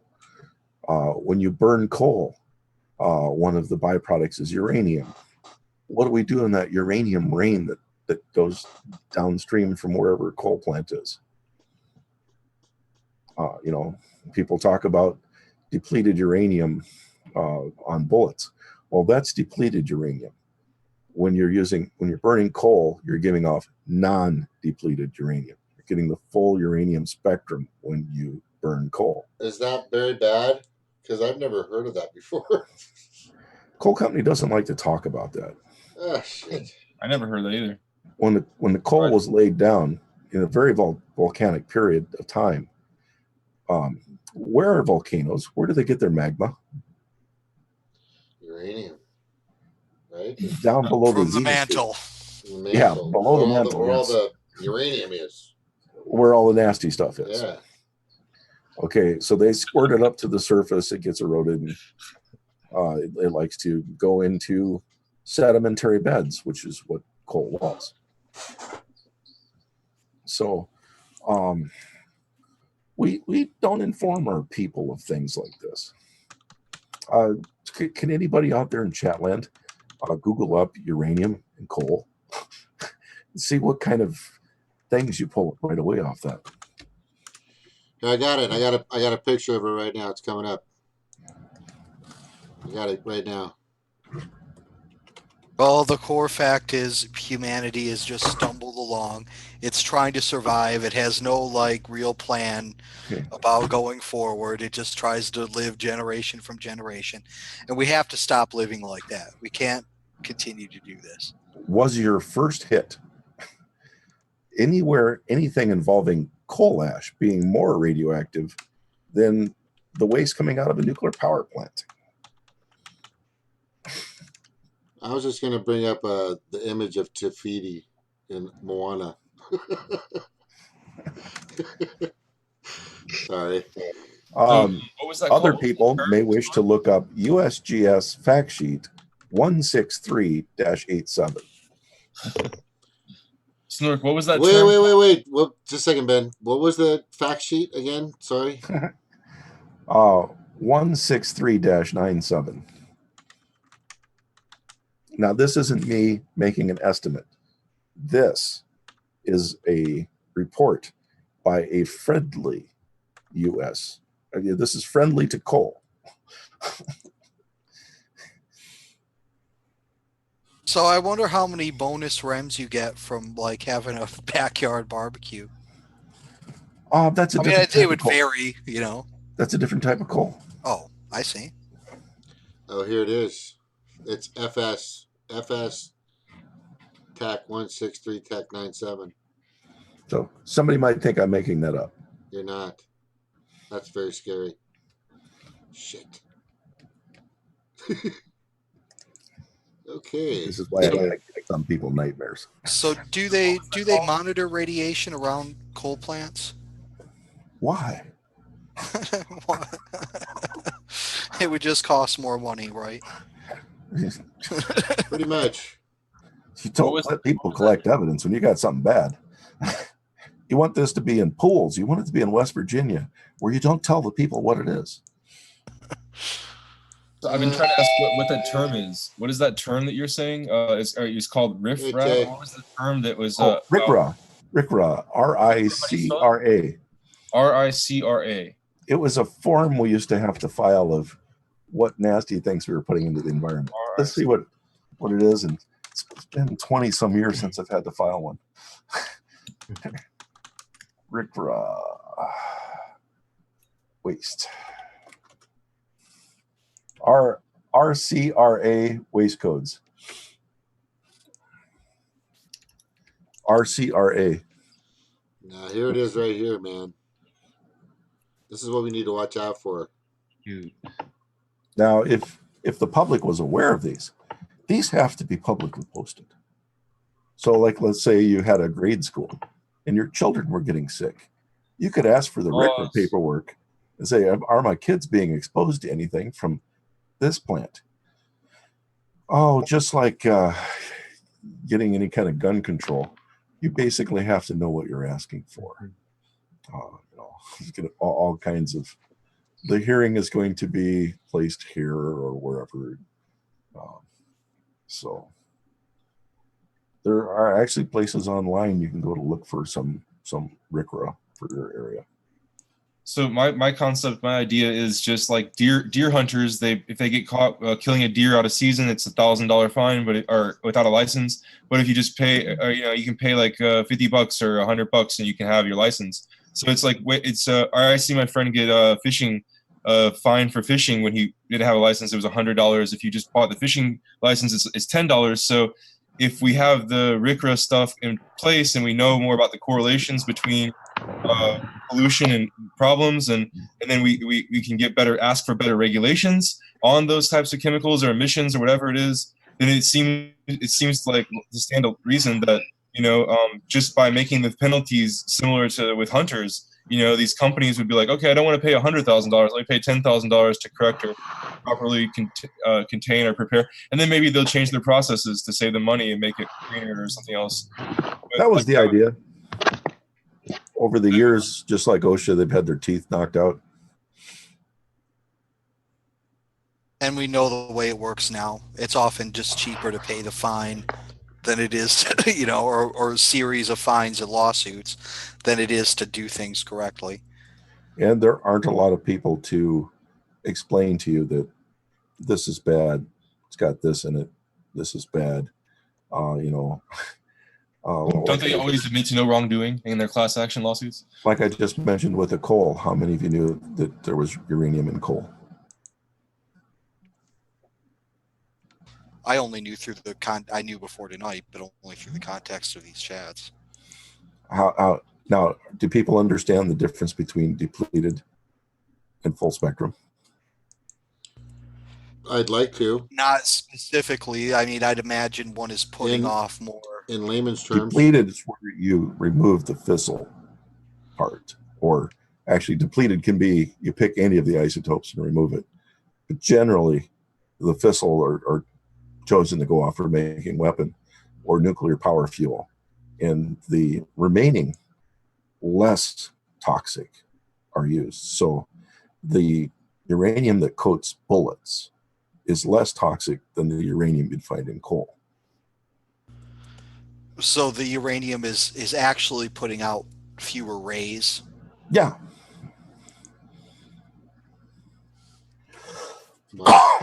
Depending on which ones are depleted out, yeah.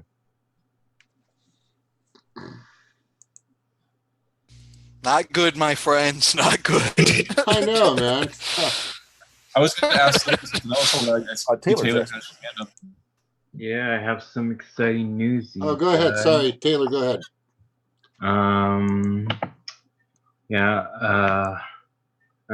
going to be able to meet this guy again. I know who is going to be running for Congress in Texas 21st district, because Lamar Smith, who's a Republican, he's going to be retiring, and this guy that I know named Derek Crowley, I think his name is. You gonna bring him up? You want me to bring him up? Or are you bringing him up? Yeah, I'll go ahead and bring it up. Okay. I'm gonna here, let me do that share thing. Cool. Here, let me see. Okay, so share screen, desktop.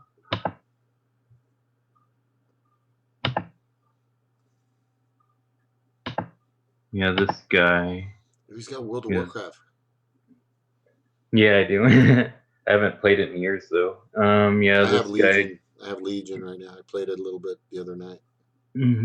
Derek Crowley is a progressive Democrat running for Congress in Texas 21st District to resist the Trump agenda and corrupt control of our politics.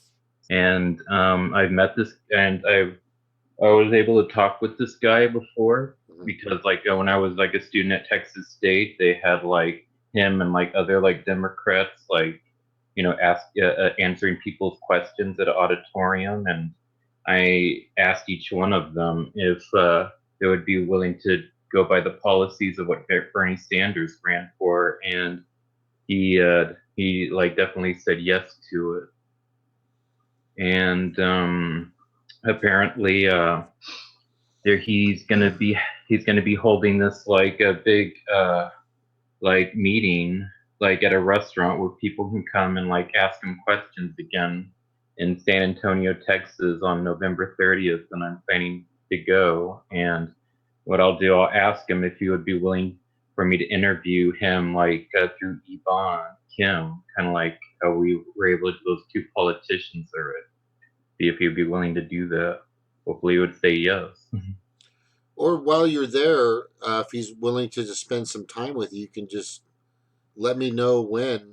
Maybe we can correlate, and I can get you on here. Yeah, I but mean, yeah. however you want to do it, but or you can just bring the video here. Okay. You know what I mean. However you want to do it.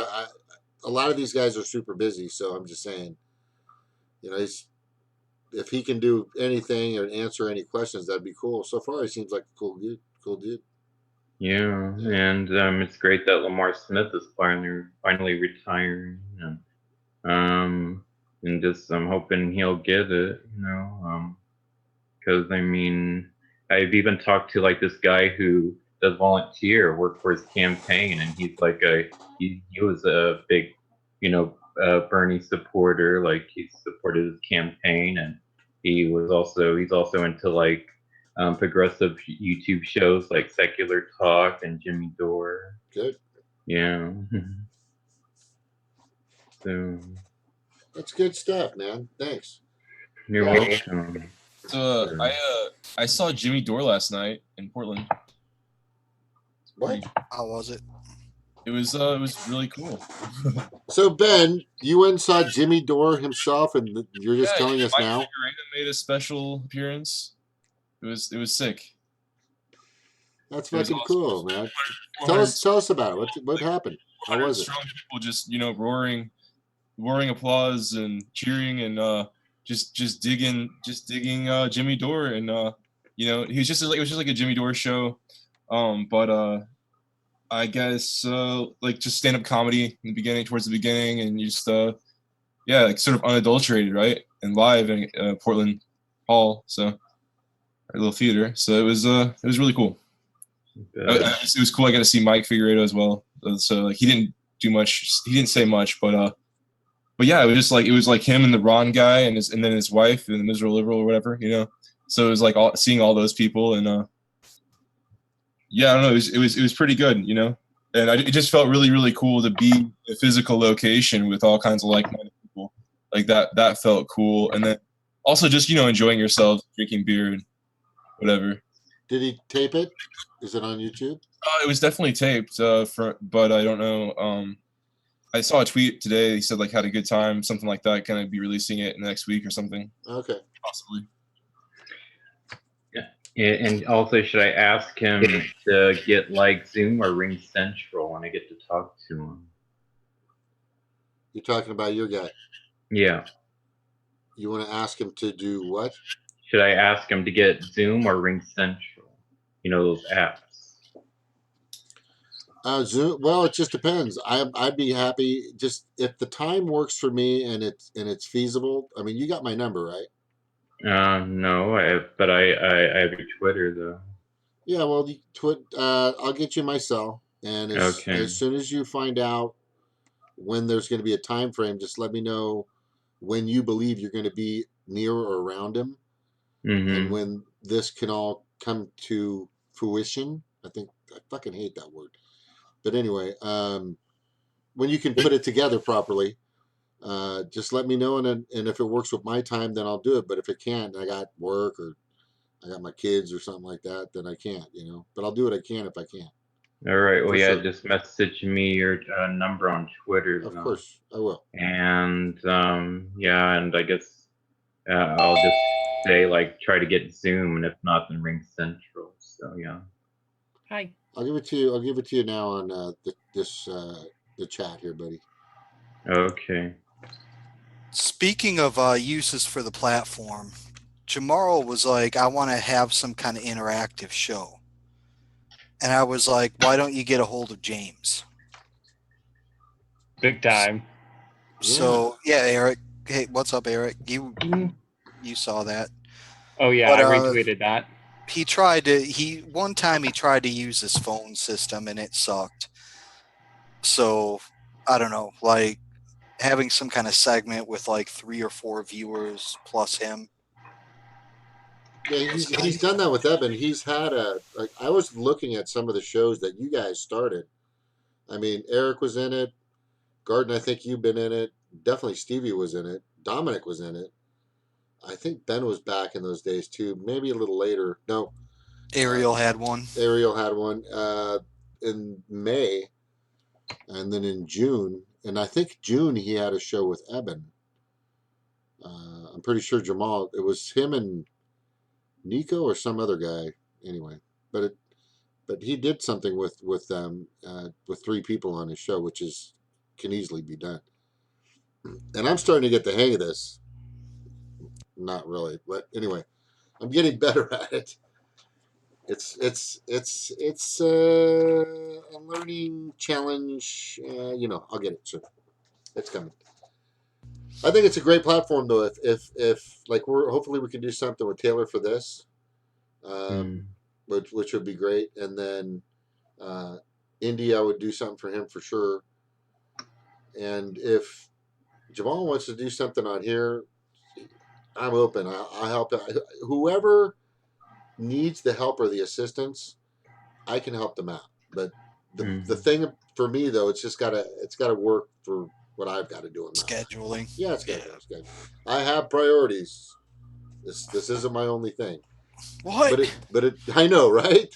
Jim, No. You're fucking failing us, dude. I know, right?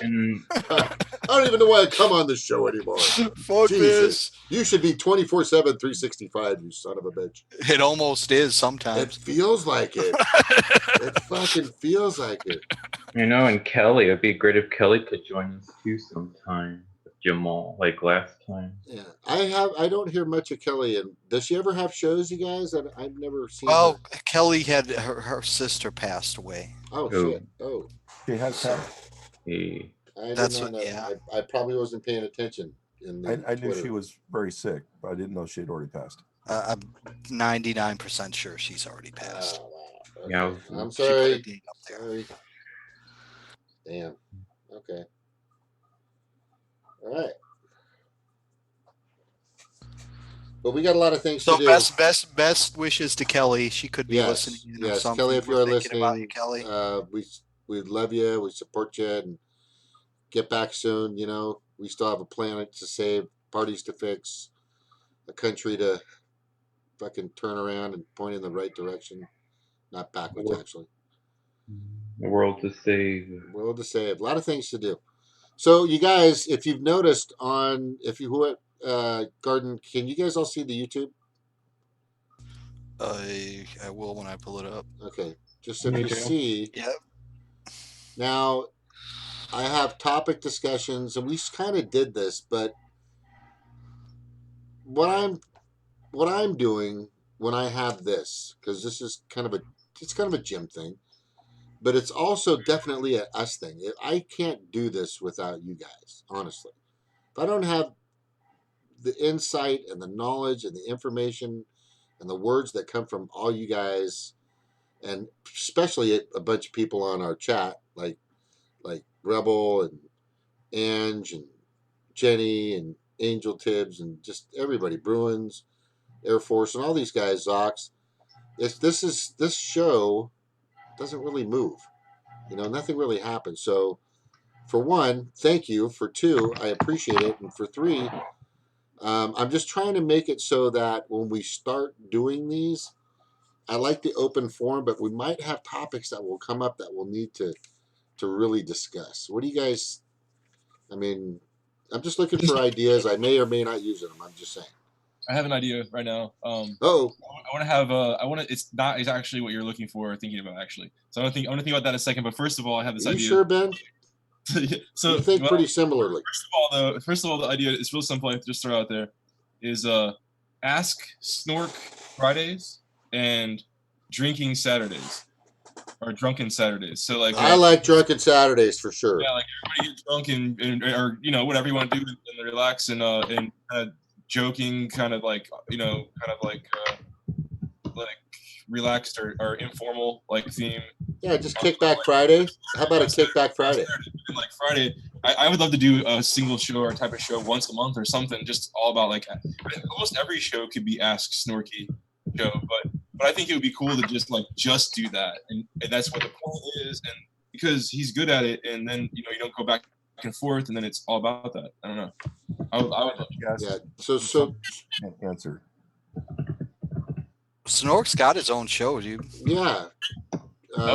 He He's does. just busy. He's just busy. I'm just waiting for him to. I'll set it up anytime for him. I'm having a family medical emergency. Yeah, you're through some stuff as well. Sorry, bro. And this week especially has been very rough. So coming on here at night is rather cathartic, but if you notice, sometimes I have to quickly leave. Yeah. You don't want to be drilled with questions for several hours on it. Like, when people do speeches and stuff, and sorry for the segue or sidelining the conversation, or getting the conversation off track, but like when people do like interviews or like kind of book reads or something like that, and kind of little like lectures or something in college kind of, or something else kind of format, there's like question and answers at the end, and I think that's always the most sometimes it's the most fascinating part, but it depends on the questions. So the good thing about having more and more people around is you can have more questions, and if people like that particular concept at some point were to be like, if you had that show eventually, theoretically, if you had that show, or hypothetically, that would be more questions, and I think more interesting, and just hopefully build or something. But I don't know. Anyway, I always enjoy it, Storky. I've said it before. I'll say it again. Thanks. One of my goals is if I'm ever lucky enough to have great grandchildren, is that I want to be able to have them have non-radioactive avocados to eat. With that coal uranium coal pepper on it. No, I want to come up with a process that sorts out the radioactive potassium in them. Wow. Cool. So that's a good point, Ben. I think so. Sometimes, like for example, when Indy came on today, we were talking. I don't even fucking remember what we were talking about. But all of a sudden, Independent comes on, changes the topic to SEMA, Erisimo, whatever her name is, Hernandez, and things moved in a different direction. Now, I don't think there's anything wrong with that as long as we can get back to where we were. If somebody comes in and says something or changes the topic or has some news, which not everybody comes on here at the same time. And I'm not expecting that for everybody to be ready with your questions and your topics and da da da da. But circling back is good, and this is why I created the topic of discussion little thing but doohickey over here in the top right corner. And right now we're at open forum. So I know one thing you guys always tend to like is like getting people on here, like people who are like known a little bit, you have some recognition or whatever. So like Jamal or whoever it is. So what if that was, instead of doing the Snork idea for Friday, what if it was like get somebody to interview Friday? Like, could you come up with one per week? That's a good idea. Like then that's like hangout night, discuss focused around somebody. What do you think about that? I talked to Tech about this. I've talked to a few people, and honestly, guys, I got to tell you, and I just had a show about it. We've got to market ourselves. Let's get out and ask people. I don't care who they are. If they want to come on, if they've already got there's a guy that does real news, something. I forgot his name. I know who you're talking about. Yeah, he's a blonde-haired kid. He's really, really spot on a lot of things. I'd like to get him on here and a few other people. Go ahead, Snork. James is correct. The marketing is it. I plan on next month actually going on another one to cross-pollinate with another area to see if we can bring some of their people back over and bring some of our people over there, because I see a lot of the same names in both places. So yeah, I think it's a very compatible crowd. Yeah, everybody's coercing together. We're if we can get everybody moving, and I think it would help both groups. Yeah, that's a good point. That's a good. And again, like for all the segments we do don't have to be open forum. Like we can have a few people on there who have taken the time or have the time to prepare questions or whatever, and then have them meet with the guest.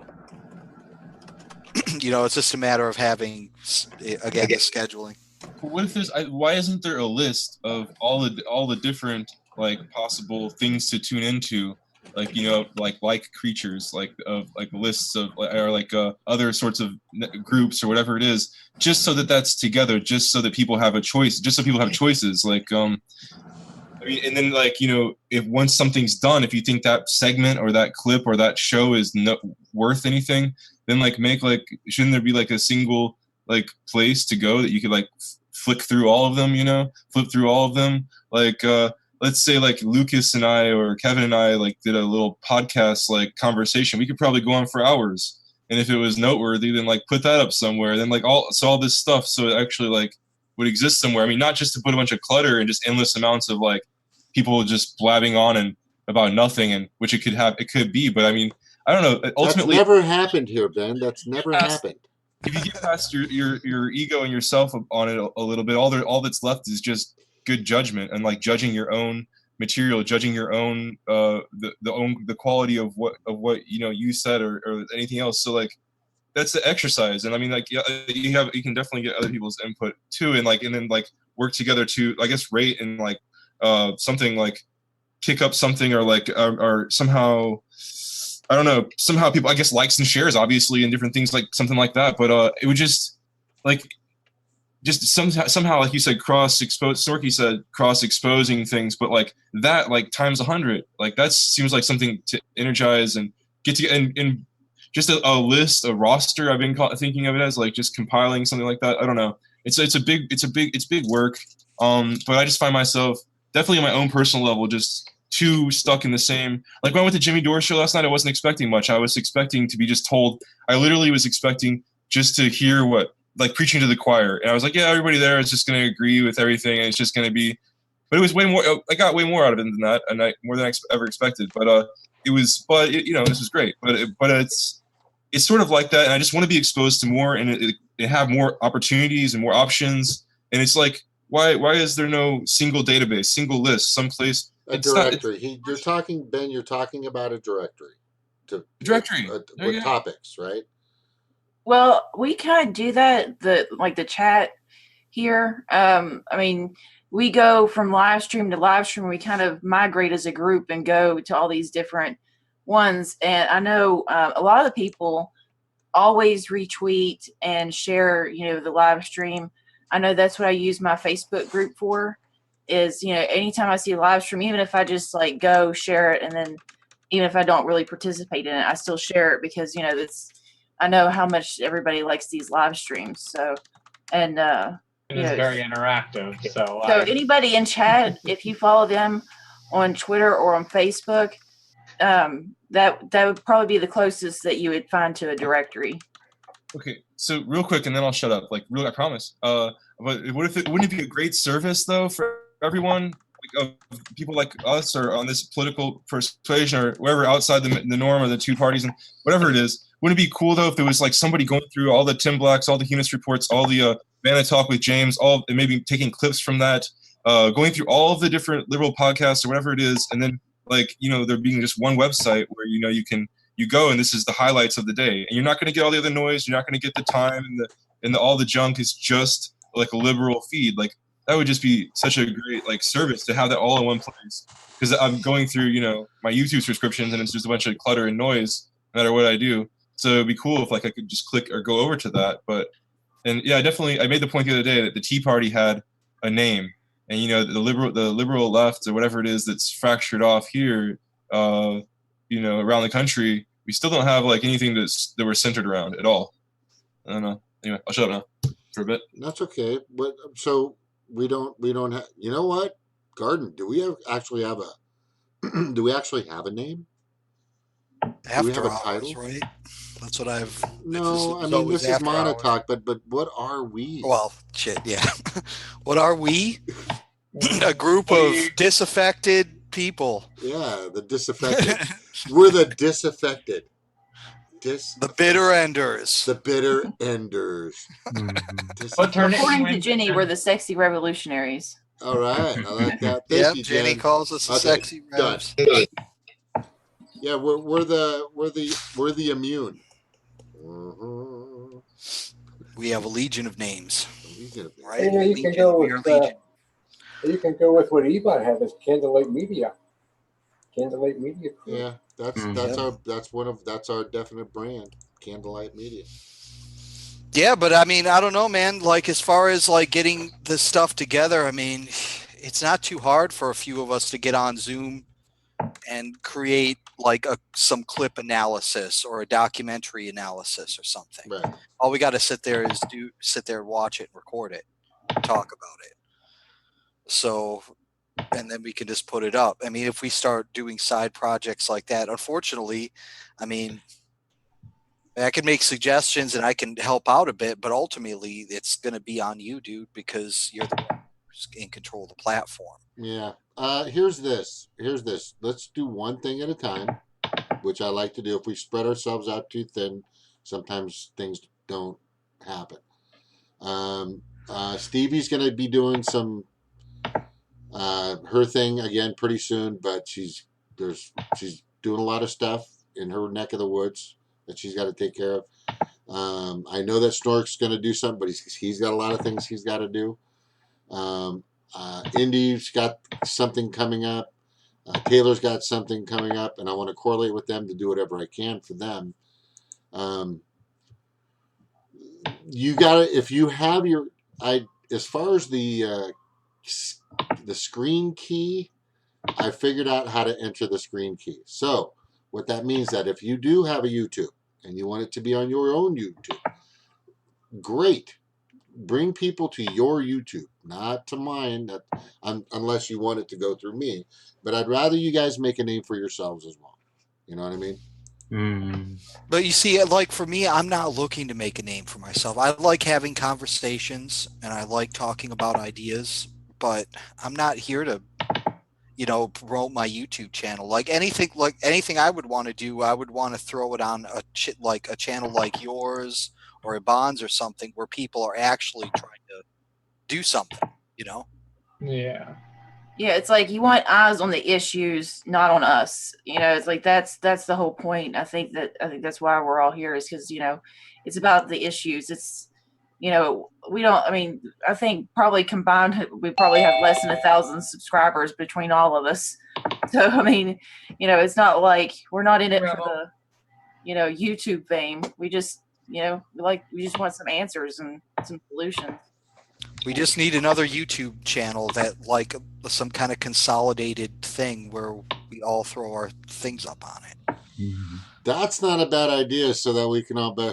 I mean, who would be in control of that? If you want to talk about marketing, then you just go the whole hog. You create the YouTube channel, you create the Facebook page, you create the Twitter page, you put it up on BitChute, and then then we all put all of the content onto that.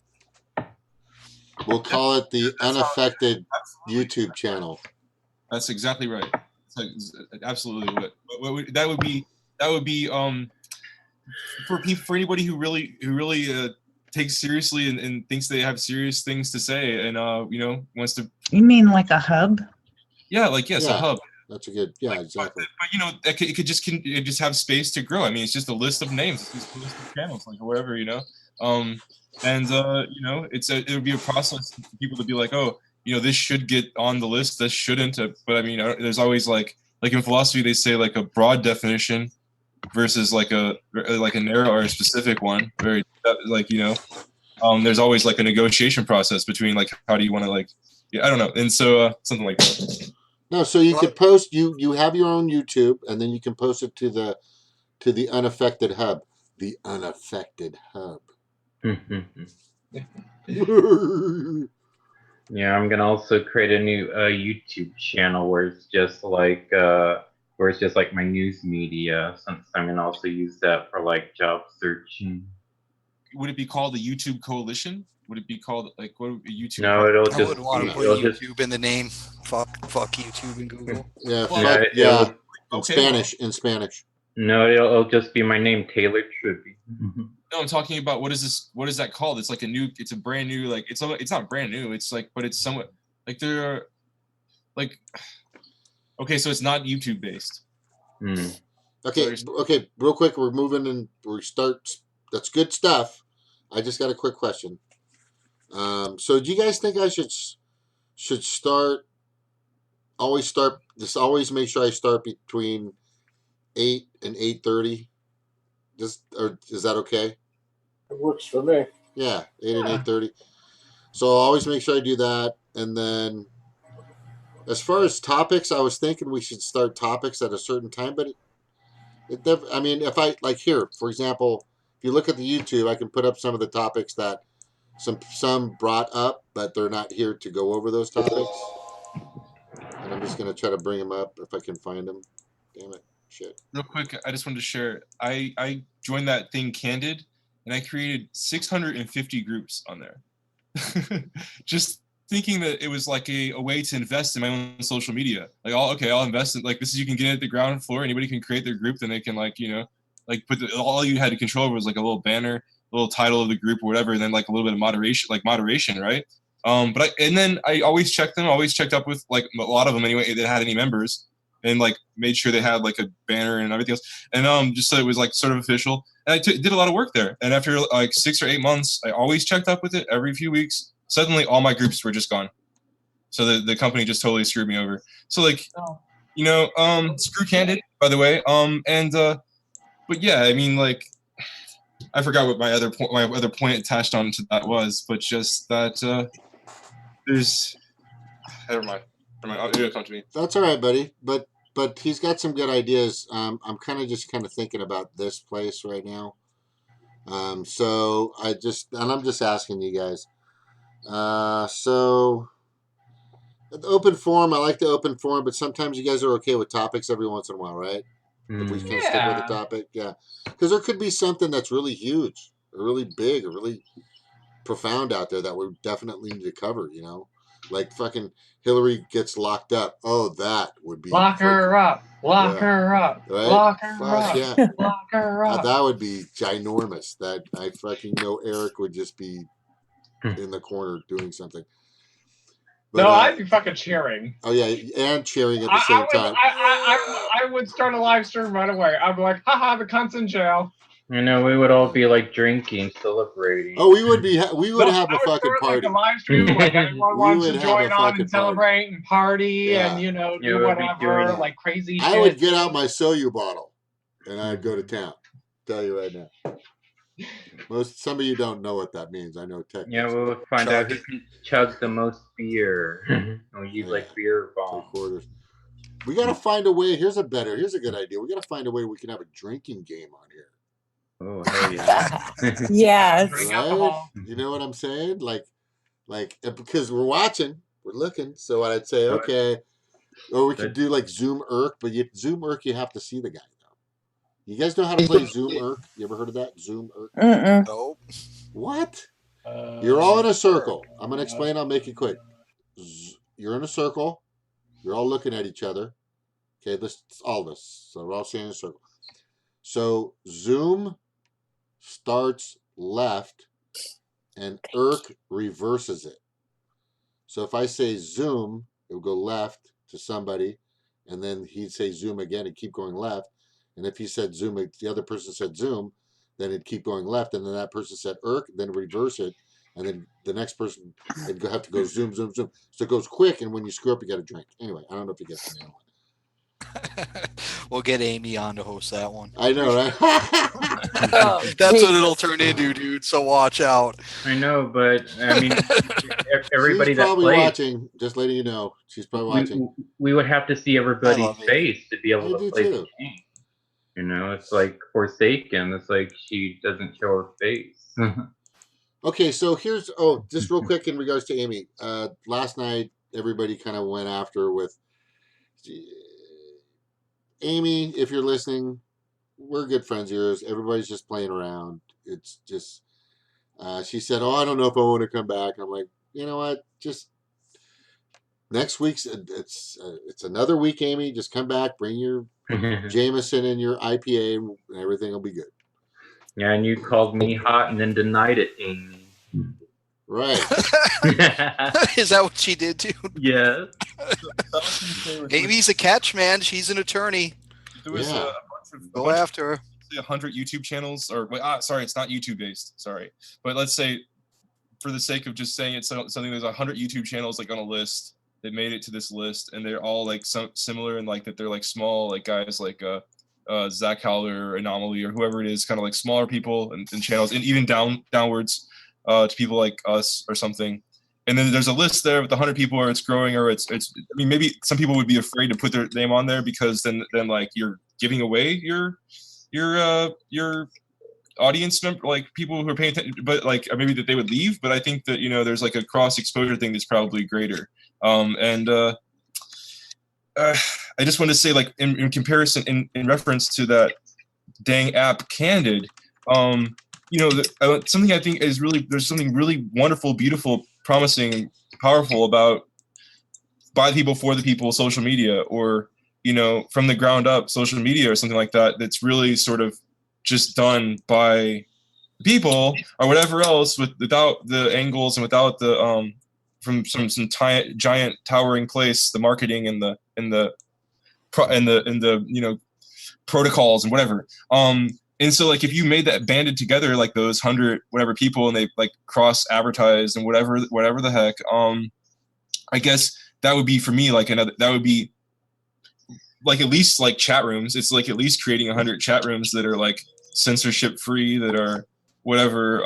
And that's cool. That's a great thing. And the people can tune into those chat rooms in a sort of way. And if they could have any kind of the culture that you have here with being so civil and whatever, that'd be a really cool thing. So to replicate this. Anyway.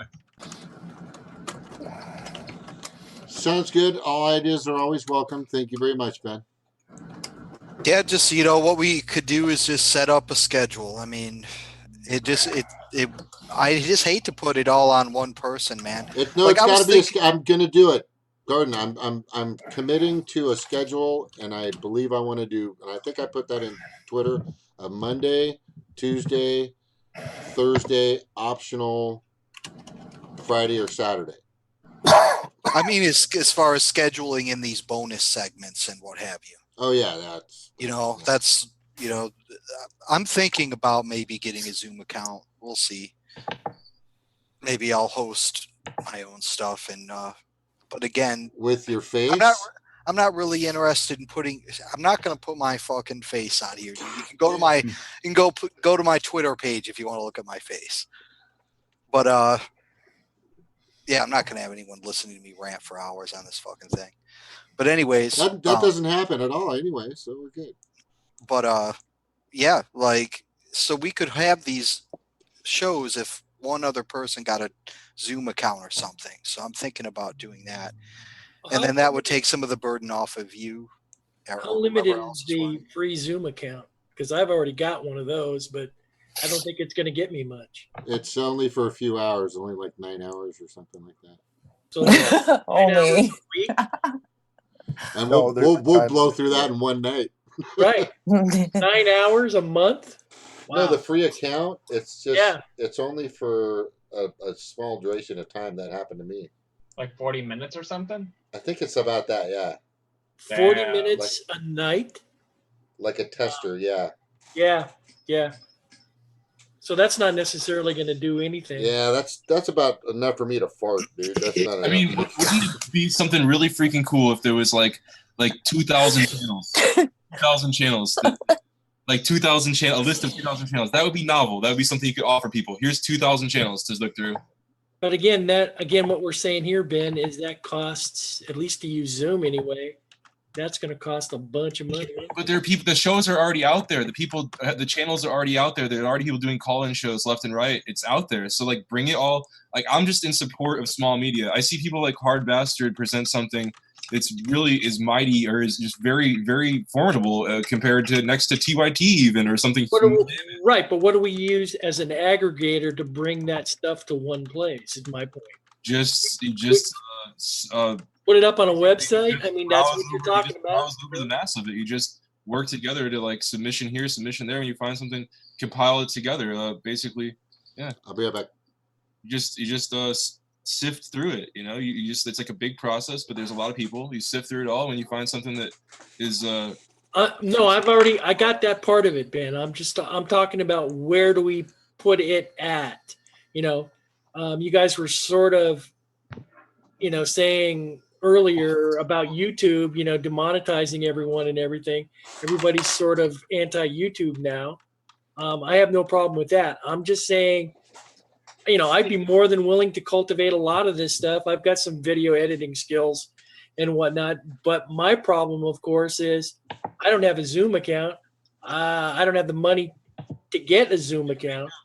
I could make a freaking list on Microsoft Word of 2,000 names, as long as like you could copy and paste that in and search for it, and it would be an actual active account. You know, that would suffice. And then Jamar just post it somewhere, whatever it is, or whoever wants to be a part of it can post it somewhere. Again, posting it that's just to make a much stronger, much more vibrant, getting out there, marketing each other's stuff, kind of small. How much of that though isn't just people looking for themselves what they want to follow and whatnot? Have a channel, then they meet up and have a discussion later. Maybe they do a thing like this or a Google. Right, but that's the aspect of it that I'm asking about to make it more concrete. You have to have the outlet and the location to be able to do that.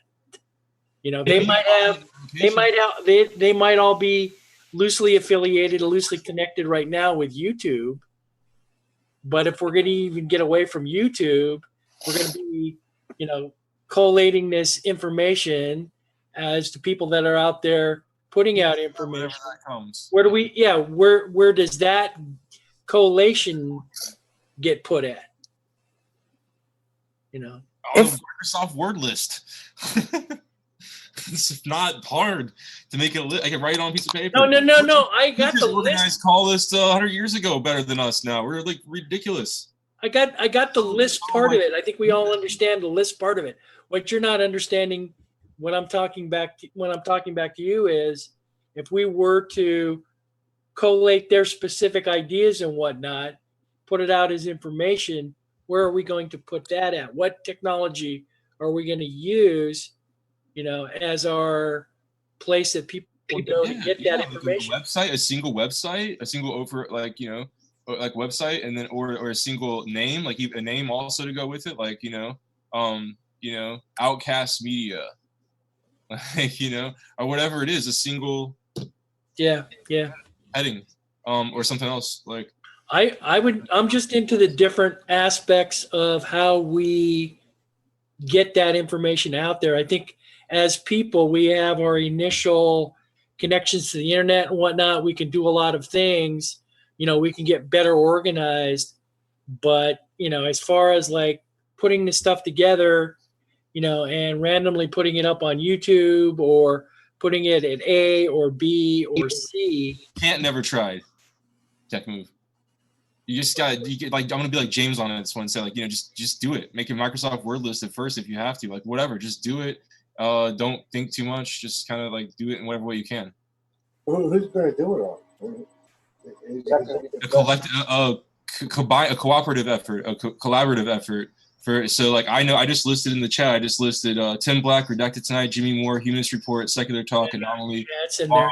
I really respect all those voices right now, and I'm proud of it. I'm thankful for all those voices out there, and I know that there's so many more. That LB the realist. There's others that are really approaching and earning my respect. Like and then on a case by case basis, what's it going to take to have those people, contribute? Like you say, if we want to take it past the point where they're just still put them on a list, and then they can still be on a list, and then people can find out about them, which I think is a fine thing. Well, I agree with Stevie. Like the best way to do something like that, when I tweet a video, get everybody's Twitter addresses, but you can tweet a video where you can start it at the place where you want the viewer to see it. They don't have to watch 30 minutes to see 5 minutes of what you want to show them. So I think the best way to do what you're talking about then is to set up maybe a Twitter network where we can retweet these things. You set the video up. We can set the video up where we want it. We tweet it out, and everybody just retweets it. That gets all these other media out there, and it's getting it right to the, I think what Ben is saying is we got to get right to the point because people don't have time to watch the whole video. Just take the highlights. But I think that would be a better, more effective way at this stage to start doing that and getting these the alternative media views out. A way that I get around. I'll be pretty brief. I'll try to be brief. A way that I get around, to my character limit on Twitter is just by screenshotting like Microsoft Word or Notes whenever it's longer. So like you could just make a little simple, little artistic kind of little design of kind of like a gold little tense. I don't know what along the edge, aligning something fancy looking like little rope looking thing around the edge of a square, and then like some kind of velvety like looking turquoise or like blue or like pink or magenta, some kind of weird like felty looking background, and then just like write a bunch of names there. And so like that's your list of the independent media people that you follow. And if like everybody had their own list, but then that single outside frame was the same, it had some branding or whatever it is, like then that would be something that people recognize, and then say, okay. But I don't know, somehow we can be our own marketing. We can sort of reclaim that, even though like every other Twitter post is a promoted thing. Like even though there's so much other junk out. It's noise, man. See, that's why I'm more like concerned with generating ideas for our own use than I am spreading ideas to other people.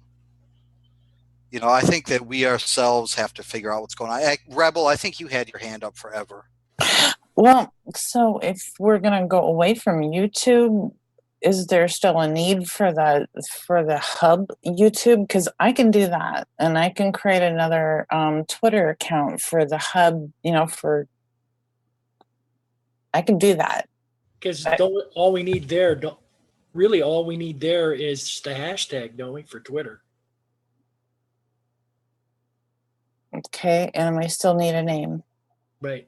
So as far as that's concerned, is that what you're saying? You're just going to create a hashtag and then we're going to use that? But see, are we just making a name for people who do Zoom, or are you making a name for YouTube channels, or are you making a name for the entire progressive movement that is what's called as the progressives, or like all the people who are disaffected outside of the Democrats, like former Democrats? Like, so I think it'd be better if it was the same, one and the same, or if there was like this, if we could actually take on the challenge of having all this liberal movement and all those personalities and people being unified somewhere, like just somewhere. It just would be great if they had a name, if they had a Tea Party like in the public's eye name, because that hurts us. That hurts the cause over here, is by it not having a name that it's known by. Not Right, but that's a whole process though. Everybody would feel good about. That's a whole process that develops over time.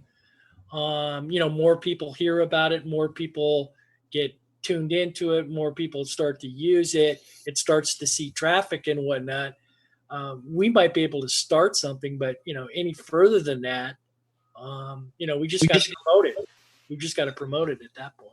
Maybe I think we should. I'd like to talk to Ebon and see what he thinks.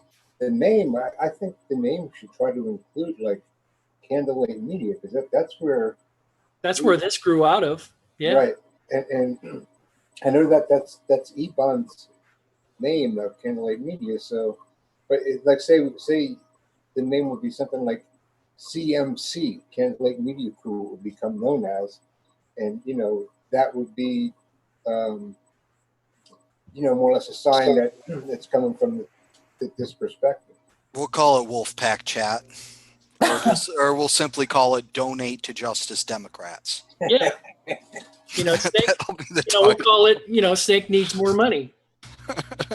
Snake needs another truffle sandwich, grilled cheese truffle sandwich. Yeah, give me some truffles, Snake. Come on. I mean, the Candlelight Media or whatever. I don't think that name's very descriptive, really. I mean, on the one hand, we have new technology, so you have like you have us being able to do this because of technology and like the web being where it's at, and on the other hand, we have a very particular point in time where the media just like bottom fell out of it, and of the circus act that it was, or whatever the heck, and like we had to rely on people like Hard Bastard and poor old Tim Black and whatever, these are significant and something that I think really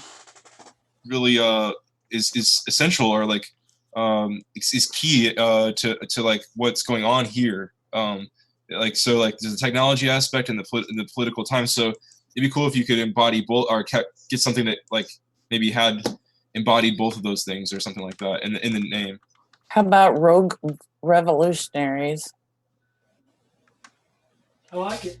We're all We'll doing come our thing, but we're still revolutionaries. We'll come up Together. with a That name. reminds me of something I've been thinking about like so much. I really wanted to talk about, which is like I had like this idea of sharks, right? Like they're like I was watching the stupid BBC Nature. I always have like weird ideas when I watch it, and like so for something based off nature. So like the sharks, right? They're like all talking about the sharks and it's swimming and it's so mighty and it's all this. But then you see the dolphins like right after, and it's like but the dolphins are actually kind of the king of the sea, aren't they? Because like they could kick a shark's ass because they're they're a party, they're a gang, they're a group. And so like there's like I just keep thinking like there's like a shark party and then a dolphin party. Or like thinking of this name of like a dolphin party. It's so silly and so weird, but and then I also just was watching. My wife was watching Shark Tank today. I was like, what if there was a dolphin tank? And it was like regular people funding ideas. And in such a situation, they would be much more careful with their money. They would probably treat the people nice instead of establishing like that you're my bitch right in the beginning, like Mark Maron did or whatever today in the episode that I saw. Anyway, that's my musing. Thank you. So do you want me to create the Twitter account and the main YouTube account? I'm gonna do something. Well, we're still in the planning stages before you go and do a bunch of work. Yeah. Let's make sure we're on the same page. But it has to have direction. And for my show, just letting you guys know, for what I'm doing with Monotalk, I've got to direct it and do it the way I believe it's going to work. Now for Twitter, you however you guys want to come up, and we can have a vote at some point, maybe this week, get some names together, and then create it. I think that'd be a good idea. And whoever wins, it's democracy. We'll make it a democracy. And then everything that you guys do, I'm gonna say right now, I truly appreciate it in all of it. It's fucking cool, because if we actually put our ideas to action, then things get done. And I think that's where we're going. I mean, we're already doing something now, and like I always say, let's get it out there. And Garden likes coming in and he likes saying his stuff and doing what he wants, doing what he can to get his message out, which is huge and important. But I think people should hear what he has to say.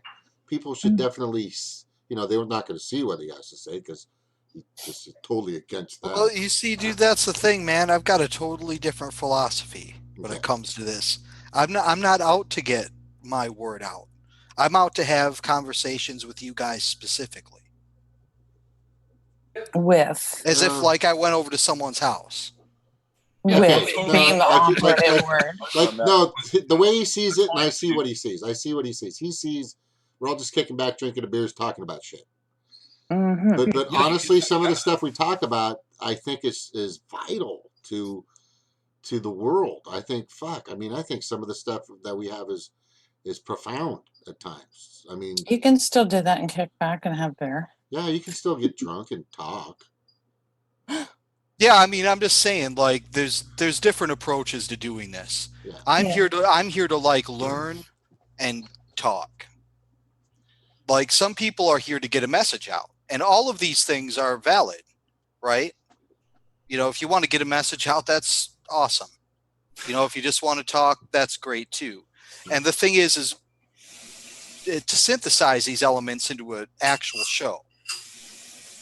Yeah, that's you know what I'm saying? Well, I actually have an agenda, by the way, if you guys haven't noticed that. Agenda 21. 21. Of course you do. Yes, everybody has their motives. Everybody does. Yeah, everybody does. Mine is I truly believe all the stuff that Eric says and Dominic says and Ben says and Stork says and Stevie says and Kelly says and where the hell is Broken Carpenter and Bram and Kelly sometimes, damn it.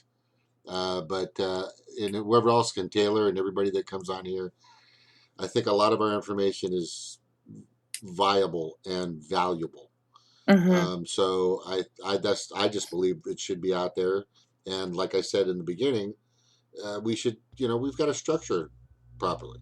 Structure is important. And without a good foundation, which we're building, and we've done this for some time now. I mean, we've been absorbed in this since May. I mean, shit.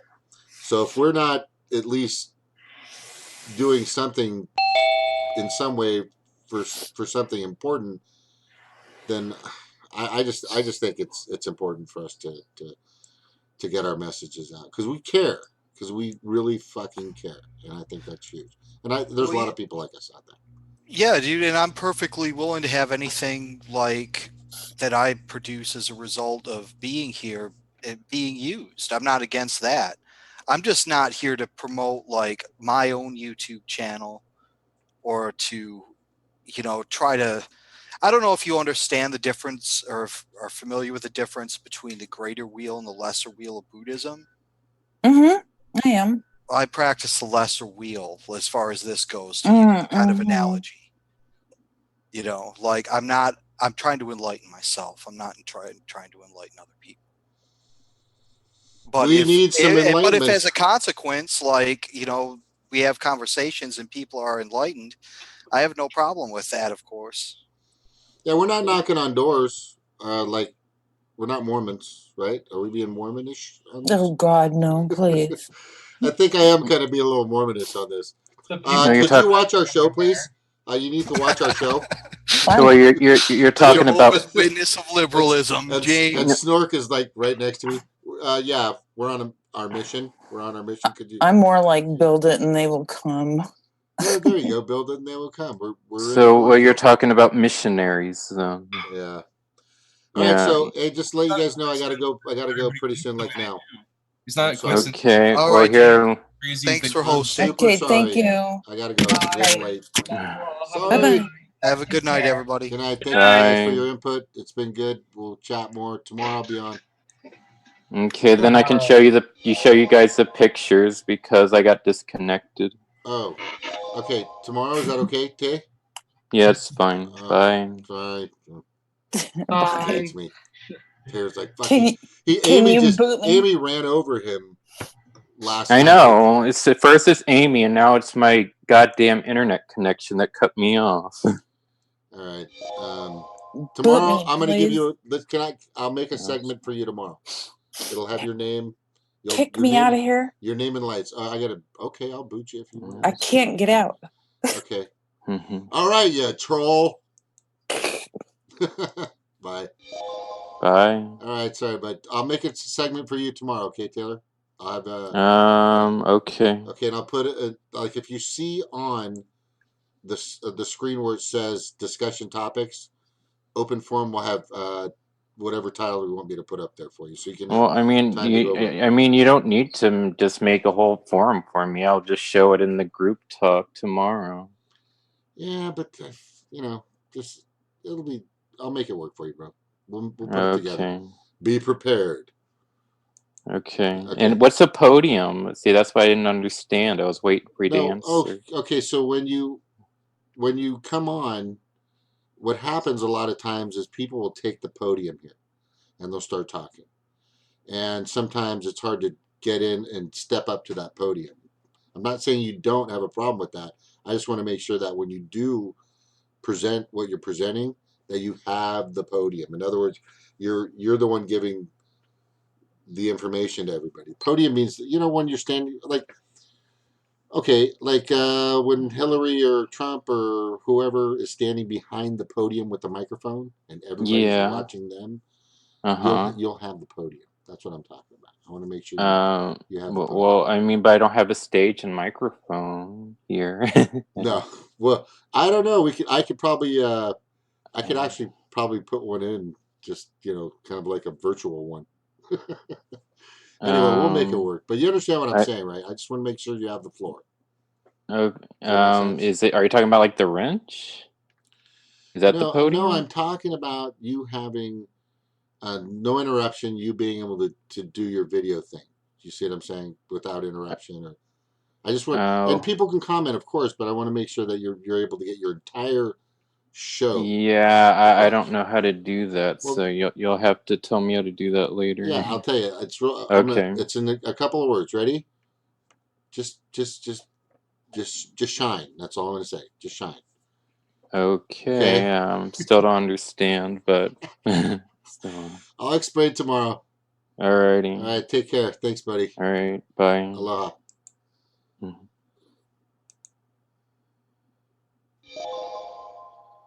Okay, so it is about structure, and there are people out there that need it and people that want to see it. So in regards to my show, I'm going to have a little more structure in the future. I want people to be able to say, hey man, that guy's usually on between 8 and 8:30.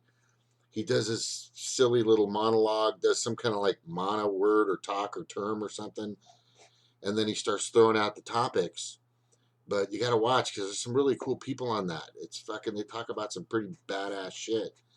Like the other night, they were talking about fucking uranium and coal. What the hell was that? That guy Snork has all that shit, and then Garden gets all his information and starts bringing up some really down to earth points that makes great sense that keep people involved. You got to watch this, man. These guys are fucking on it, you know. And then you got to watch that guy who sleeps when he talks. And this is all kinds of. I'm just telling you guys. I've heard some good feedback from some people that I know that are important to me, that have told me of some really great things about all of you guys, and things that the characters, the personalities, and our different views and perspectives are epic, and I think they're important, and I think a lot of the stuff that we do say, because we're unaffected by the mainstream media, we know who's throwing the bullshit and trying to make it stick on the walls. You know, we're not the people that's staring at that shit like a lot of people are. We're the people that are actually checking our sources, you know, checking our references, you know, checking the links, doing our due diligence to find out what's really going on in this world. And some of it we're spot on, and some of it we're still learning, and we're learning from each other, and I think that's huge. And other people can learn from us, okay? And that's kind of my point. Is the fucking picture's crooked. All right. Anyway, I think it's because of my mask, my blood falcon mask. Anyway, so that's it. We're going to have some structure here in the show. We will have our open forums. We will be able to talk about things freely, you know, whether it's carrots or, but I would like to see more people come on, more new people come on. I think that would be great. More guests, more people that are actually in the loop of independent media, that are kind of in the same realm of politics that we are domestically, foreign, and I think it just would be something that would be important for us to move forward with. And I think that's why Candlelight Media is something that Evan is putting together too as well, which I think is important as well. So with all that being said, I want to say thank you to all that's in the live chat, and you guys coming in and having those wrenches and keeping those trolls at bay, and minding your P's and Q's. People that aren't here that should be on, please come back. We want you to be a part of the show, because your input is just as important as everybody else's. And all the new people, if you want to come by and spend some time with us, we'd love it. Love to have you. We want to hear your perspective and what you're going to do. But I'm going to tell you right now, if you're going in a direction that seems trollish, or it seems like you're being you know, little overly aggressive, you'll get either booted, or you're going to get your ass handed to you, because the people in this chat, this video chat forum that has been created by Evan Kim, the people here are far beyond those of mortal men. They have powers and abilities to leap tall buildings in a single bound. I don't even know where I get that shit. But aloha, a mahalo nui loha. Well, thank you all very much for coming on tonight. And remember, we're just got to get structured, and without a good foundation, which you should always have in any relationship, even if it's for yourself, you've got to have stable ground to stand on first. Stable. You have the foundation to move, because you can't really do much if you don't have if you're not stable. You got to have integrity, a good integral foundation. And I think I'm babbling too much. Anyway, I'm going to sign off. To everyone, howdy and aloha. This is Montauk, James with Montauk. Take care, all.